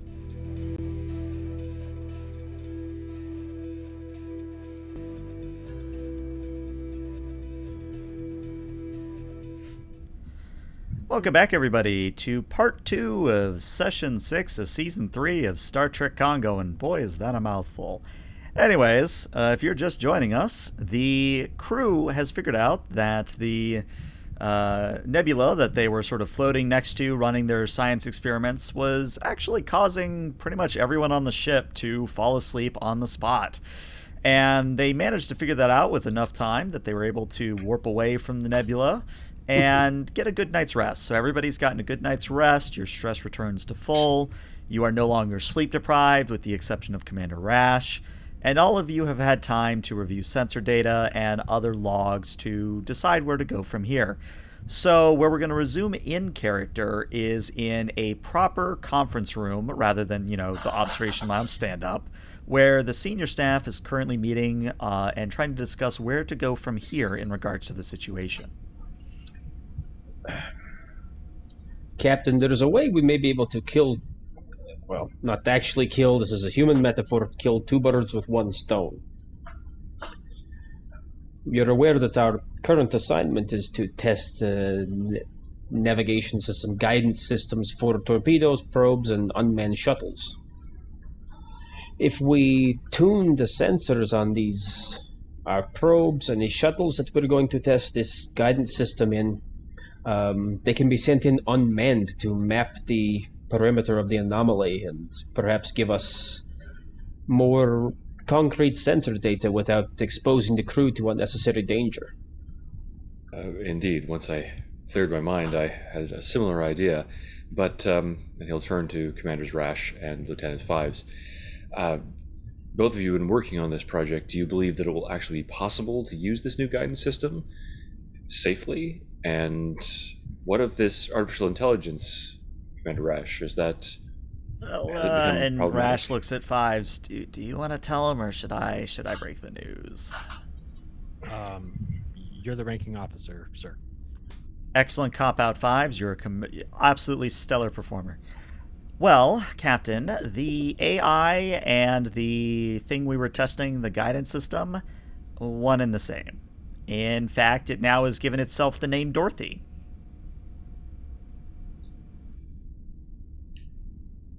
Interesting. Like from The Wizard of Oz? Exactly, yes. In fact, I asked it why, and it said because it felt like it wasn't in Kansas anymore.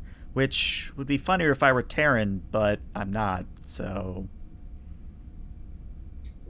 Doctor, do you want to elaborate? Because I have no idea what any of this means. I think Kansas is a country... A state in the United States. It's an old government region. Right, and it's and I'm given to understand that it's extremely boring, so I'm sure this Dorothy is delighted to no longer be there. Well, little column A, little column B, Dorothy, quote unquote, is very happy it's alive, which is great because I was worried, as Captain Lee alluded to, it was going to like hold the ship hostage or blow itself up, because it wasn't a torpedo. In fact, it kind of still isn't a torpedo. But it seems pretty keen on living, which is great. Lee is just going to actually glance down at his desk for a moment at the assembled pads before him. Have we become so jaded that a new form of consciousness and life has just emerged from an accidental confluence of technologies in our torpedo bay, and we're talking about it as if it was a routine asteroid storm? Yes, sir. Certainly seems to be the case.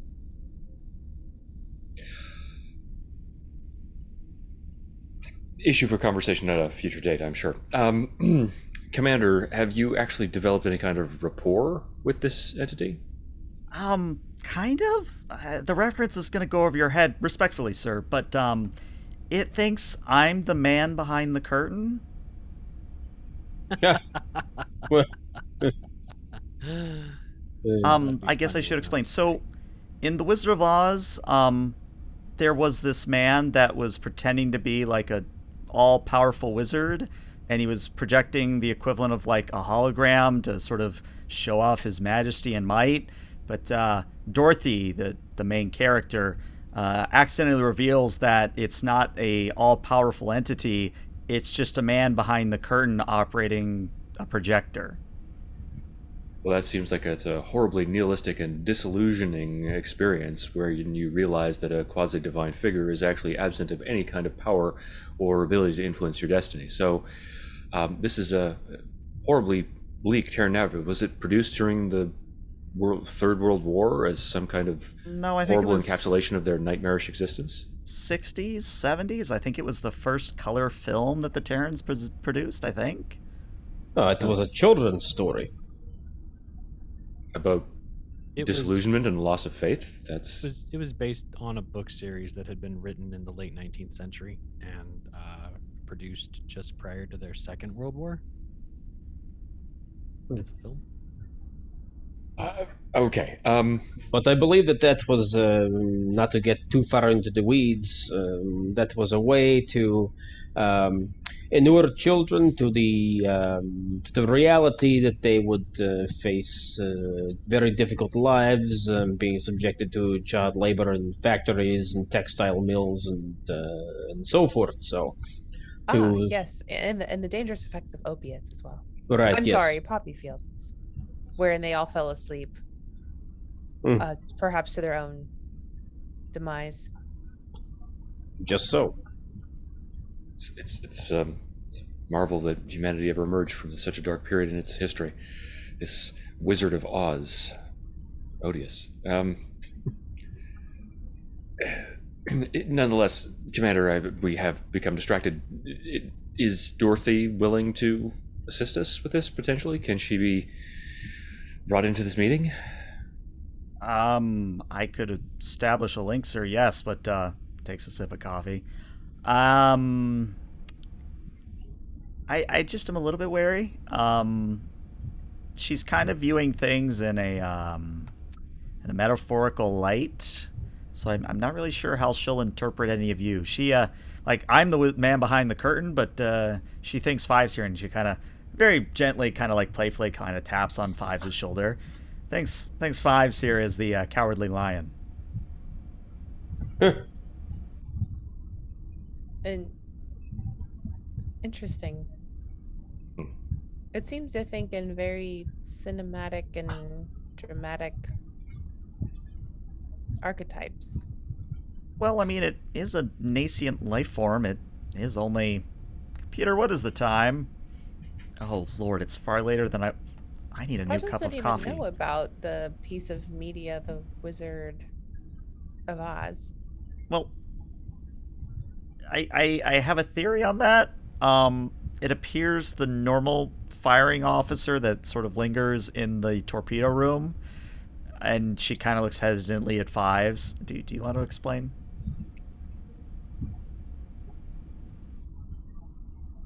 You know, you were in that torpedo guidance system a lot longer than I was. I don't remember this happening. Oh, okay. I'm not going to name names, because that's Mr. Fives' department to deal with, but the normal firing control officer kind of maybe has been passing the time by playing old Earth media, and Wizard of Oz was in the buffer when we were messing around with the torpedo guidance, so you kind of see where this is going. Did she assimilate any information that might be threatening to us or give her a skewed perspective on the world in a negative sense? Well, she knows she's a weapon, and she knows she's supposed to blow things up, but she doesn't want to, which I consider to be very positive. So is she a good witch or a bad witch? I actually don't know. I don't know who she would view as a witch figure at this point. It's Oh, just a sorry, sort of- Captain. So in the story, there's actual witches that sort of... maybe it's not important, sorry. I don't think it's particularly germane to the situation. I can imagine what a witch would probably do, given Terran stereotypes regarding magic. Alternative options, people.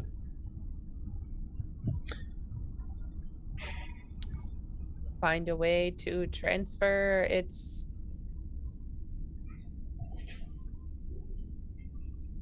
consciousness into something not explosive. Alternatively, are there any standard probes with the old style guidance systems still in effect? Yeah, there's a few, I think. Would they suffice for the purposes of this investigation? At least a preliminary scan of the nebula using long-range probes would give us some more information on which to base an investigation using the ship, if necessary. Kind of looks over at Fives, then looks at Dantig. I obviously don't know them very well, but I mean, maybe with Dantig and Fives working together, and coordinating the sensor readings, and man, I really envy you guys. I really wish I could know what it's like to not be tired all the time. Takes a sip of coffee. I think if we can get the probes out to a maximum distance, we might be able to triangulate on the sensor readings and be able to determine radial origin for the delta wave emissions. There you go. That's what I meant. And if we tune the sensors to the lower E band, it may help us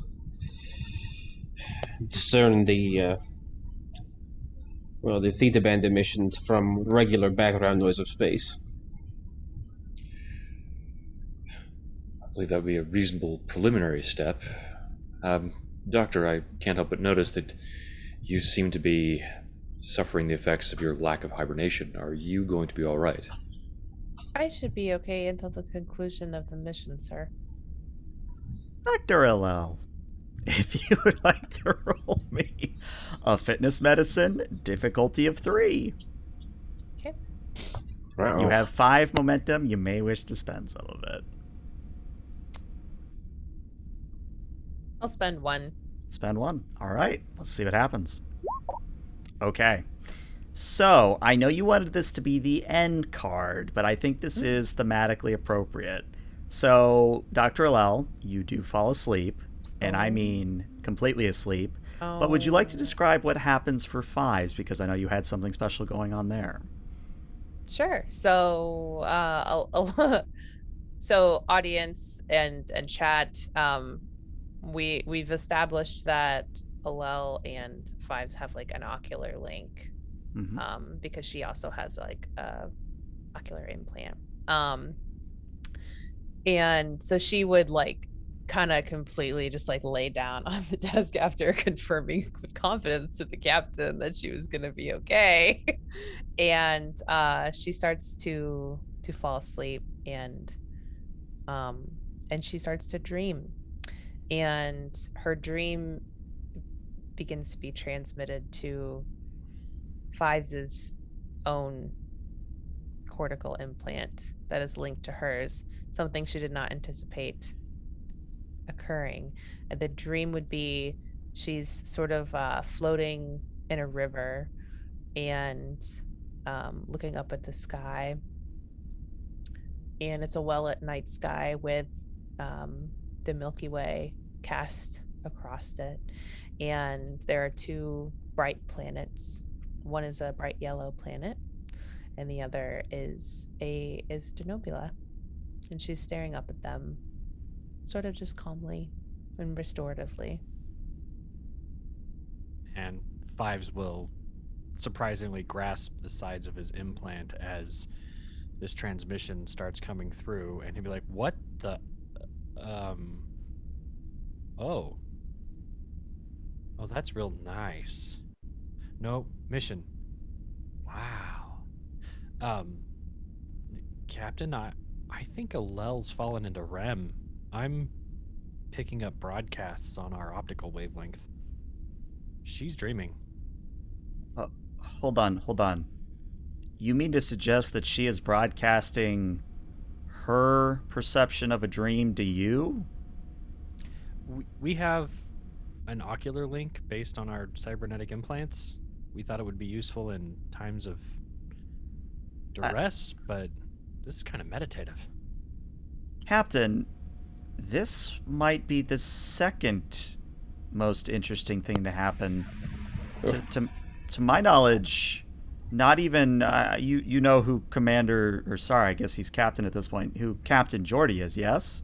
Of course. His engineering exploits on the Enterprise D and E are legendary. Well, not even Captain Geordi, when he attempted a similar sort of linkage, ever reported being able to transmit literal dreams. The only thing I can think of that is... Takes a sip of coffee. Ugh.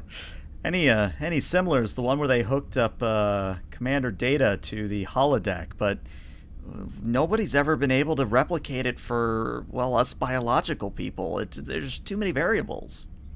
It may be a factor of the sensitivity of Mr. 5's cortical node, or some other nascent factor, but certainly warrants study when we have a little time. Right. So do we wake her up, or? Interrupting the denobulin sleep cycle is known to have adverse effects on the individual. I would be loath to wake the doctor if we can avoid it. But I suppose the individual in this room with the most medical experience would be you, Commander Datig. What's your expert opinion on the matter?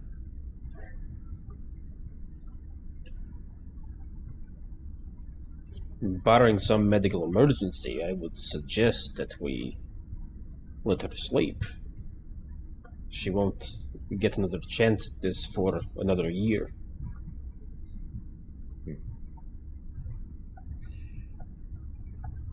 Is someone going to take her to her quarters? You can do it. She wanted Fives.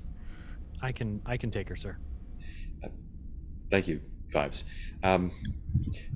When you're done, please coordinate with Commanders Datig and Rash to begin preparing the probes to investigate the nebula, triangulate the source of these Delta Band emissions, and then we'll take the Kongo herself in. I'm going to head down to engineering to review our modulations to the hull plating. I'll see if any kind of recursive subspace loop sequence could perhaps create a further buffer against their influence on the vessel itself and her crew.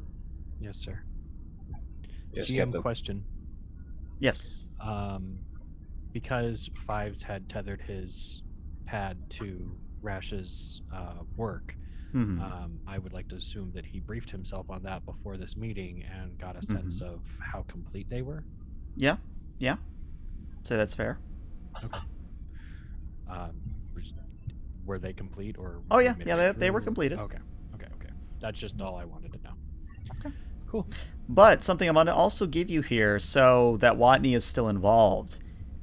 Alel as a character might not be involved, but I think it would be interesting if, when you guys start to approach the Delta waves again, if her dream changed in ways that affected Fives, if you see where I'm going with that.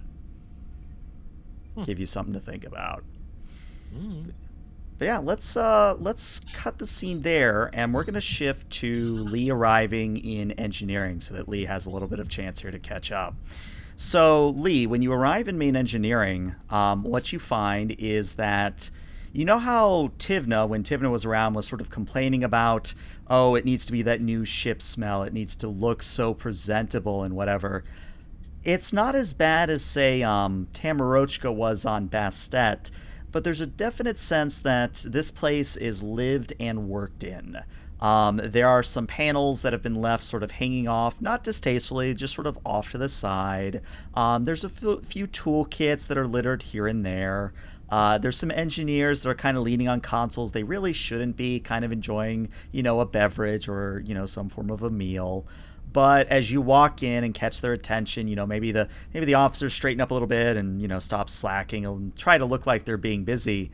But I think overwhelmingly the sense you get is that everything is not only up to code, but is so up to code that there's little for anyone to do at the moment. And Lee, taking this all in, is actually going to do a short tour of the engineering room, examining the various different power couplings, the warp manifold, and the like. As he's passing, he'll actually just indicate to the officers that he sees that they can stand at ease and return to their duties or whatever they might be attending to before he arrived. Then finally, he's going to work his way around towards the command console that's showing a schematic of the ship, and announce to the entire engineering staff that he would like a conference with them and ask them to approach. So, a few lieutenants wander over, and then a very tired Commander Rash, tautology there, does sort of come, I wouldn't call it a waddle, but it's definitely kind of a lurching sort of step, kind of lurches up to the table and goes, all right, what's your name? Frazier, that's your name, right? Yes, ma'am. Right, Frazier. What do we got? Any ideas on the polarized hull plating? Maybe if we reroute the auxiliary thermal displacement manifold and shunt it so that it causes a buffer. And for a moment, Rash just sort of looks very pointedly, and you think for a moment, Lee, that she's going to yell at him, and then she takes a sip from her mug and goes, "You know what, Frazier? I only know you for about 12 hours, but, Captain, I trust this one." It is a somewhat innovative solution to our problem. It might not block out the entirety of the subspace bands of the delta waves, but a promising start. Frazier, what do you need to get this done? Well, ma'am, I think if the ensign's in here at the table, get to work on it with me. I probably could have it up in 2 hours. Oh, no, 2 hours is horrible. Get it done in 30 minutes. And you see that look, Lee, and you know that look. That is somebody who has been told that buffer time is no longer a thing. So they'll get it done. They just won't be able to goof off or otherwise look like a miracle worker, if you get where I'm going with that.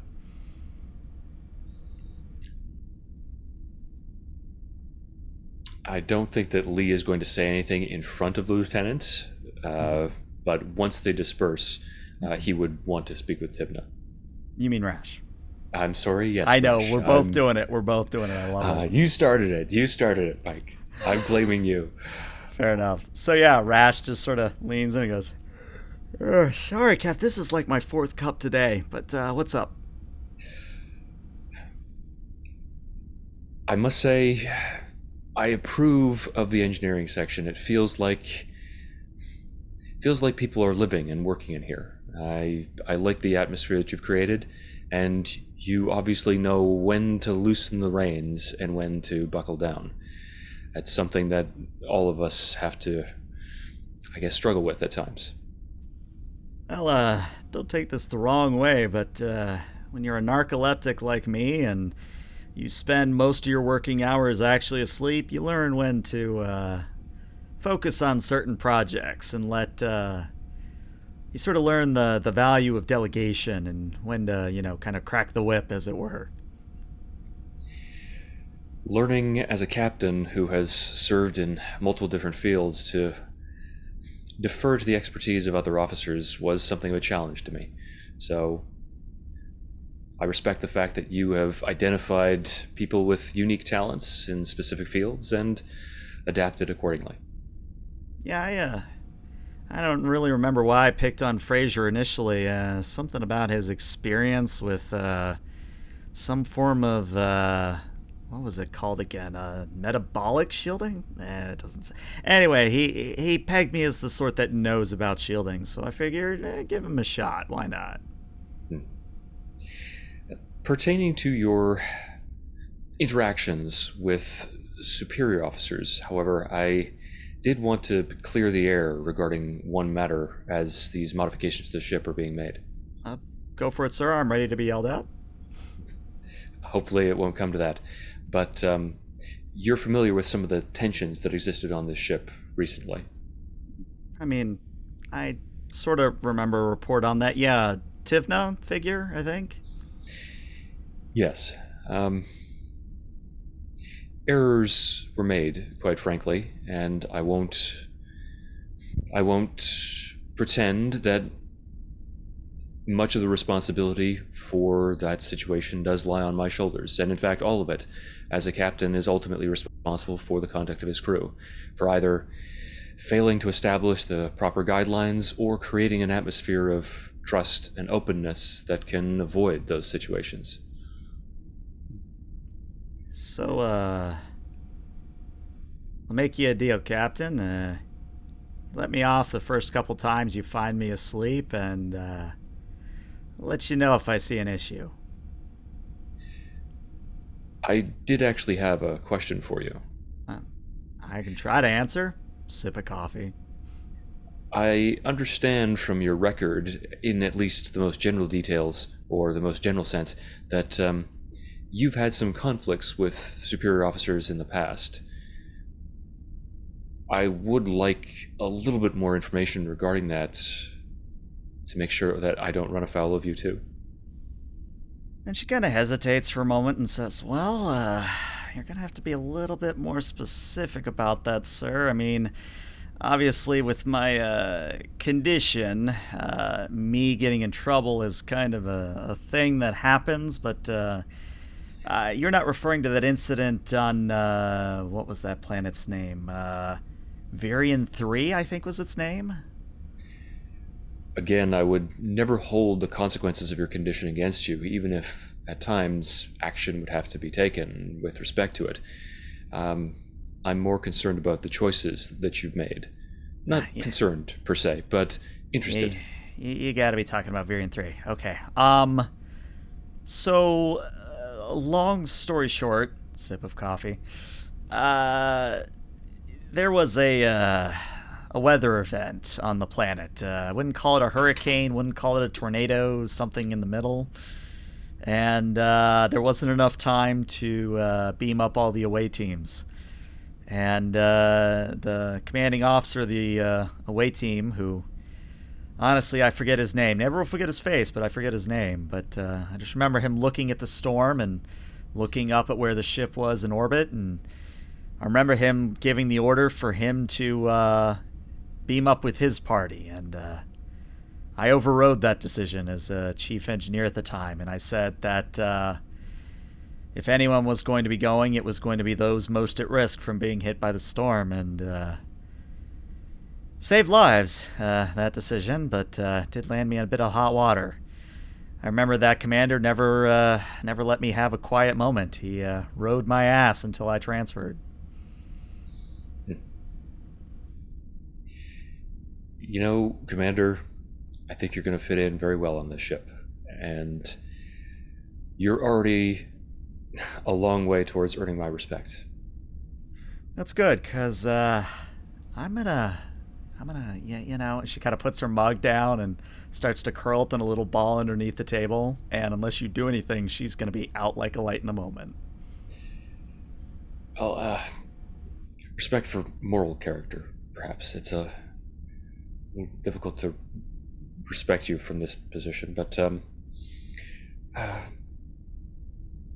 and Lee will look over to some of the engineering staff. Does anyone have a blanket or something, or? Well, last time we tried to put one on her, sir, she kind of like threw it off, but we could try again if you want, sir. No, that's okay. Does she have some kind of favored nook? Does she? I wouldn't want to disturb her, but this is a rather inconvenient and apparently uncomfortable position. Well, we've sort of learned not to disturb her.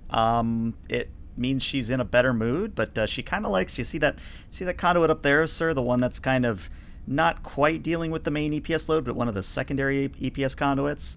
That and next to the bulkhead is usually where she sleeps, but as you can see, she kind of just goes wherever she happens to be. Well, don't disturb her unless there's an emergency. Aye, sir. As you were, Lieutenant. And Lee, just with a last glance down at his feet, is going to depart engineering.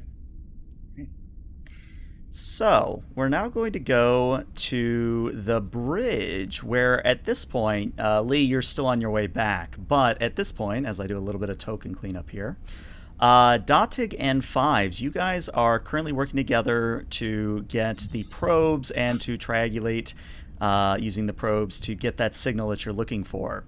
So, as you are doing this, what you're going to notice, Fives, is that careful consideration, unless you want to launch Dorothy, you make sure, keep Dorothy safe, in the bay, etc., etc. But when you launch the probes out towards the nebula, they maybe get within 2-3 AU, and then they stop transmitting.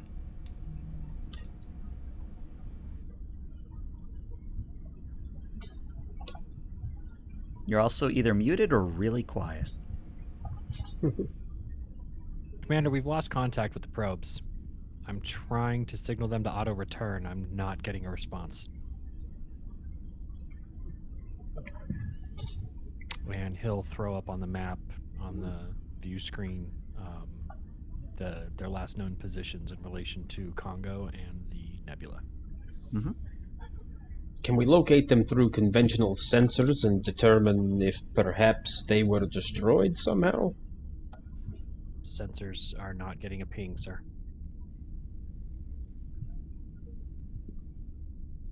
Hmm.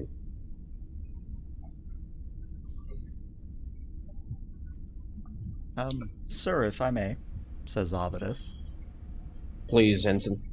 we could attempt a visual magnification. Make it so. Let me extrapolate their last known flight path and feed that to you. And Fives and Ovidus working together. Yeah, you zoom in enough that you see the probes are intact. They're just floating in space.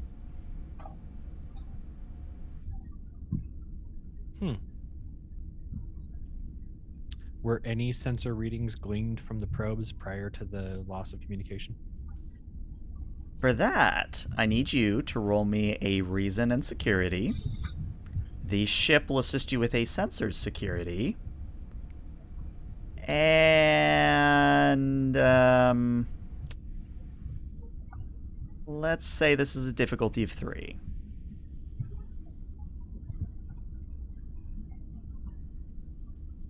Okay. I will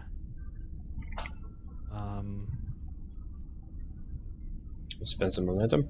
yeah, I'm definitely going to spend some momentum. I'm looking at the cortical ray talent that can see EM transmissions and such. Yeah, I'd let that happen. Okay. I am going to go ahead and spend a momentum for a third dice. What'd you say the difficulty was? Difficulty is 3. Okay. Is he being assisted by the ship, by the way? Yes, sensors and security from the ship. Whoever wants to get that. Sounds like Matthew's getting it. And can I use observation here? Yeah, I'd let it happen. Okay. Try not to complicate anything. Hey, that's 3 successes. That's all you need. So yes, I'm going to give it to you, Fives, that you actually can, even though you lost transmission, by combing back through the data, you can identify a commonality point to where the waves are emanating from. Sir, while we perform our recon on the probes, the computer has returned sensor analysis before we lost communications with them. We've triangulated an origin point for the delta waves. Well, Lieutenant, don't keep me in suspense. Where are they coming from? Let me feed that to the main screen now, and he'll overlay the origin logistics over the display. All right. So what you actually see on the view screen is, at least I would consider, very beautiful. What you see is a pulsar, but you also see a particle fountain. And the particle fountain is literally spewing matter into the pulsar and essentially sustaining it far longer than it should have existed. And as you're looking at this formation, maybe I should put that in more simpler terms. It is basically something vomiting matter and something consuming matter. So a black hole and a white hole, to put it more conventionally. And as you're looking at this, what you're realizing is that it's just a natural formation. It's a very extremely rare one that hasn't ever been charted before, but there's nothing to suggest that it's artificial.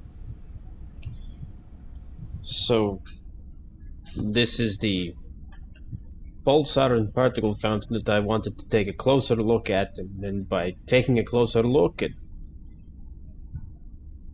But what about the reaction causes delta waves?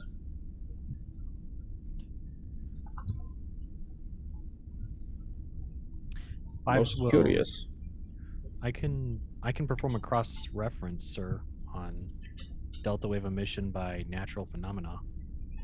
And cross-reference the Starfleet medical database, specifically the delta wave inducer. Medical database. Do you think this relationship might be sentient? Not as such, but understanding how we create delta waves artificially might help us to understand how they're produced naturally. Understood, sir. And Fives will So Fives, as you're doing that, what is Alel dreaming about right now? Pre or post change in delta waves? Pre. I would say pre. So she is still dreaming the same thing. She's probably just like enjoying swimming in the river. Okay. Yeah. So that's what starts out 5. So 5's that's sort of been in your mind's eye this entire time.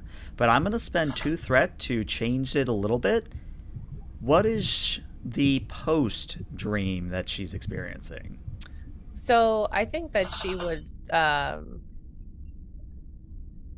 are we just changing a little bit? Well, basically, I'm triggering it so that the scene you concocted is happening before you actually are triggered by the phenomenon, if that makes any sense. Oh, sure. So, it would the night sky would become overcast with a storm of sorts, and she would find herself not in the river anymore, and a storm would roll in, blackening the sky and even the air around her. Maybe not to Fibes, but to others would be familiar from the past assignment. And almost the air around her, like she can't even see her hand in front of her. It's so black. And I remember this one. And Fibes would hear her call out, "Commander Williams." And she would look around and he would see nothing. And then suddenly a decrepit undead Vulcan would reach out and try to grab her. So this is what 5 sees? Yeah. And experiences, yep. All right. So 5's pulse just shoots up, and as this is sort of overlaid on his regular vision, he will immediately jump back and flatten himself against the wall next to the console that he works at, and he'll draw his phaser and, "Commander, get down!" Obidus gets up too, like Obidus jumps up with his phaser looking around like he's missed something. What is it, Lieutenant? What is it, sir? Is he so let me ask a question. Like, is the phaser being pointed in Datig's direction? I say it would be pointed towards the center of the command arena, but not the command chair. So that space between the operations and con and the actual command chair itself. Right. Okay, so that's where Obidus is looking around to, like, you know, what's going on, kind of a thing. Lieutenant, what's the problem? You can't see it? It looks like it's a Vulcan, sir. It's shambling right towards me. Lieutenant, are you still connected to Dr. Alel's implant? Yeah, I don't think that's important right now, sir. Lieutenant. Yeah, sir. Listen to my voice. There is no Vulcan.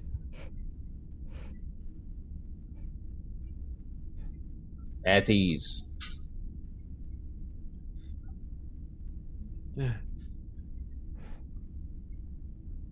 Sorry, sir. No apologies necessary, Lieutenant. I commend your self-control. Are you all right? I'm having difficulty terminating the link between myself and the doctor, and I think she's having a memory. The neuroelectric signals are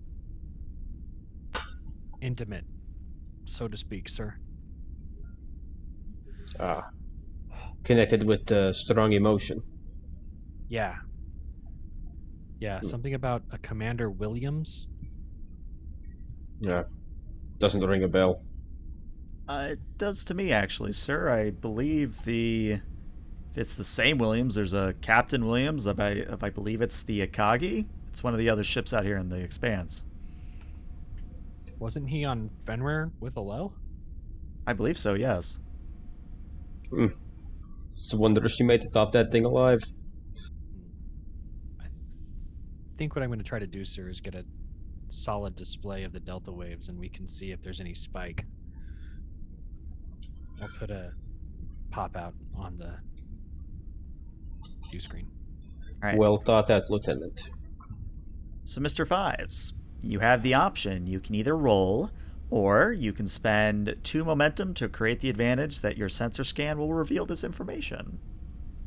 We'll go ahead and spend the 2 momentum. Very well. Then what you see is something very similar to something you saw before, but not quite. So if you think it's going too far, let me know and I'll try to rein it back. But you remember how before, I think it was season 2, session like 5 or 6, you remember how there was that paracausal black hole that was sort of following the ship?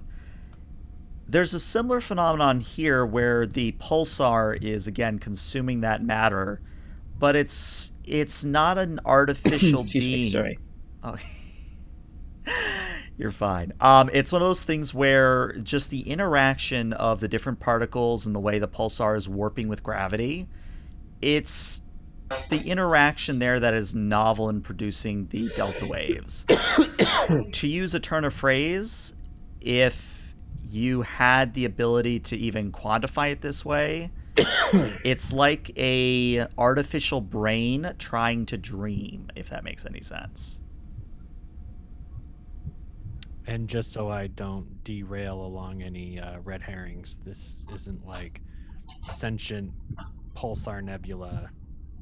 Those readings are not conclusive or... Correct, yes. So it's one of those things where, you know how in real life right now where we have sort of like advanced chatbots that can kind of maintain a conversation for a little bit, but if you keep sort of hammering on them, you can start to tell that they're a computer and not a person, you know, that sort of thing. Very similar thing here where at first you're like, oh, that thing's sentient, but then you look a little bit harder. It's just a novel phenomenon. Can I roll a challenge dice for untapped potential? You may certainly do so, yes. Nothing. No help there. Would I be able... I'm not a science officer. I mean, still, what's your idea? I wanted to ask what the percentage of organic material in the nebula itself might be. If you give me a momentum, I can just answer that question. Everybody okay with that? All right. All right. So, what I would say is that you are detecting some good amount of carbon in there, some silicon in there as well, but definitely isn't like a giant space amoeba, is what I would say. Okay. Commander, this is actually really fascinating. The composition of the nebula and the way that it is dynamically interacting with the pulsar and the particle fountain, that's what's producing the delta waves. It's acting as sort of a several thousand light year wide proto neuron. It's almost like, if I were going to be artistic, I would just say it's like the nebula is dreaming. That's remarkable. Is there anything in our databanks that's remotely close to something like this happening naturally? The cross analysis has so far returned 0 results. This is one for the books, sir. Didn't you just write a paper? I did, but this is entirely different. And as Five sort of grapples a little bit with the imagery he's getting, Dottie's going to tap his comm badge and say, Dottie to Captain Lee. It's funny you mentioned Lee, because that's when Lee walks into the bridge. Ah. And he'll tap his comm badge and close the channel. Captain, you have to see these readings, and Dottie will exit the command chair and head back to his station. It's remarkable, sir. We've discovered something truly unique. And Lee would then walk down the ramp, circling towards the command chair, assume his position, reset it to his specifications, and then take a look at the readouts on the sensors. Are we dealing with something that's sapient? No. Not even alive in the conventional sense.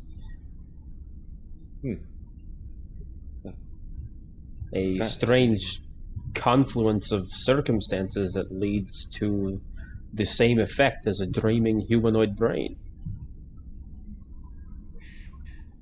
I don't think we can disrupt this natural phenomenon. We'll place warning buoys around the sector, but this is... We need to get a dedicated science vessel out here to study this in more detail. It's unprecedented. I mean, obviously we are a dedicated science vessel, but I'm assuming that Starfleet's going to send us off on our merry way. This merits further investigation, though. Still think we should retrieve our probes, sir. We wouldn't want them to tempt any other vessels closer to the region, despite our buoys. Very good. Fives, make the appropriate arrangements. Unless, Commander, you have anything else to add? No, Captain, none. All right. Strange the things you see out here. Now, I'd like to paint a scene as we sort of shift away from that. Is Alel. I'd like you to describe what Alel's dream has shifted to again. So you've shifted away from the nightmare. And what is she experiencing now? And as she's describing this, if I can paint my own picture, we sort of see a scene of Commander Rash in the main observation lounge. And she kind of has this easel and a sort of like a Bob Ross style palette where she's just painting the nebula as you all fly away from it. But what is Alel seeing in her mind's eye, and like almost as Alel narrating her own dream, if you will? So I guess I'm confused. Oh, okay, because I saw her icon. I was like, is she supposed to be in the room? Nah, I was just in the cleaning up dream or tokens. something. Have the circumstances changed in regards to the waves? They have, yes. They've returned to normal in your case. Okay, sure. So her nightmare of sorts would have shifted to much more, I would say, like a much more happy memory where I think she would be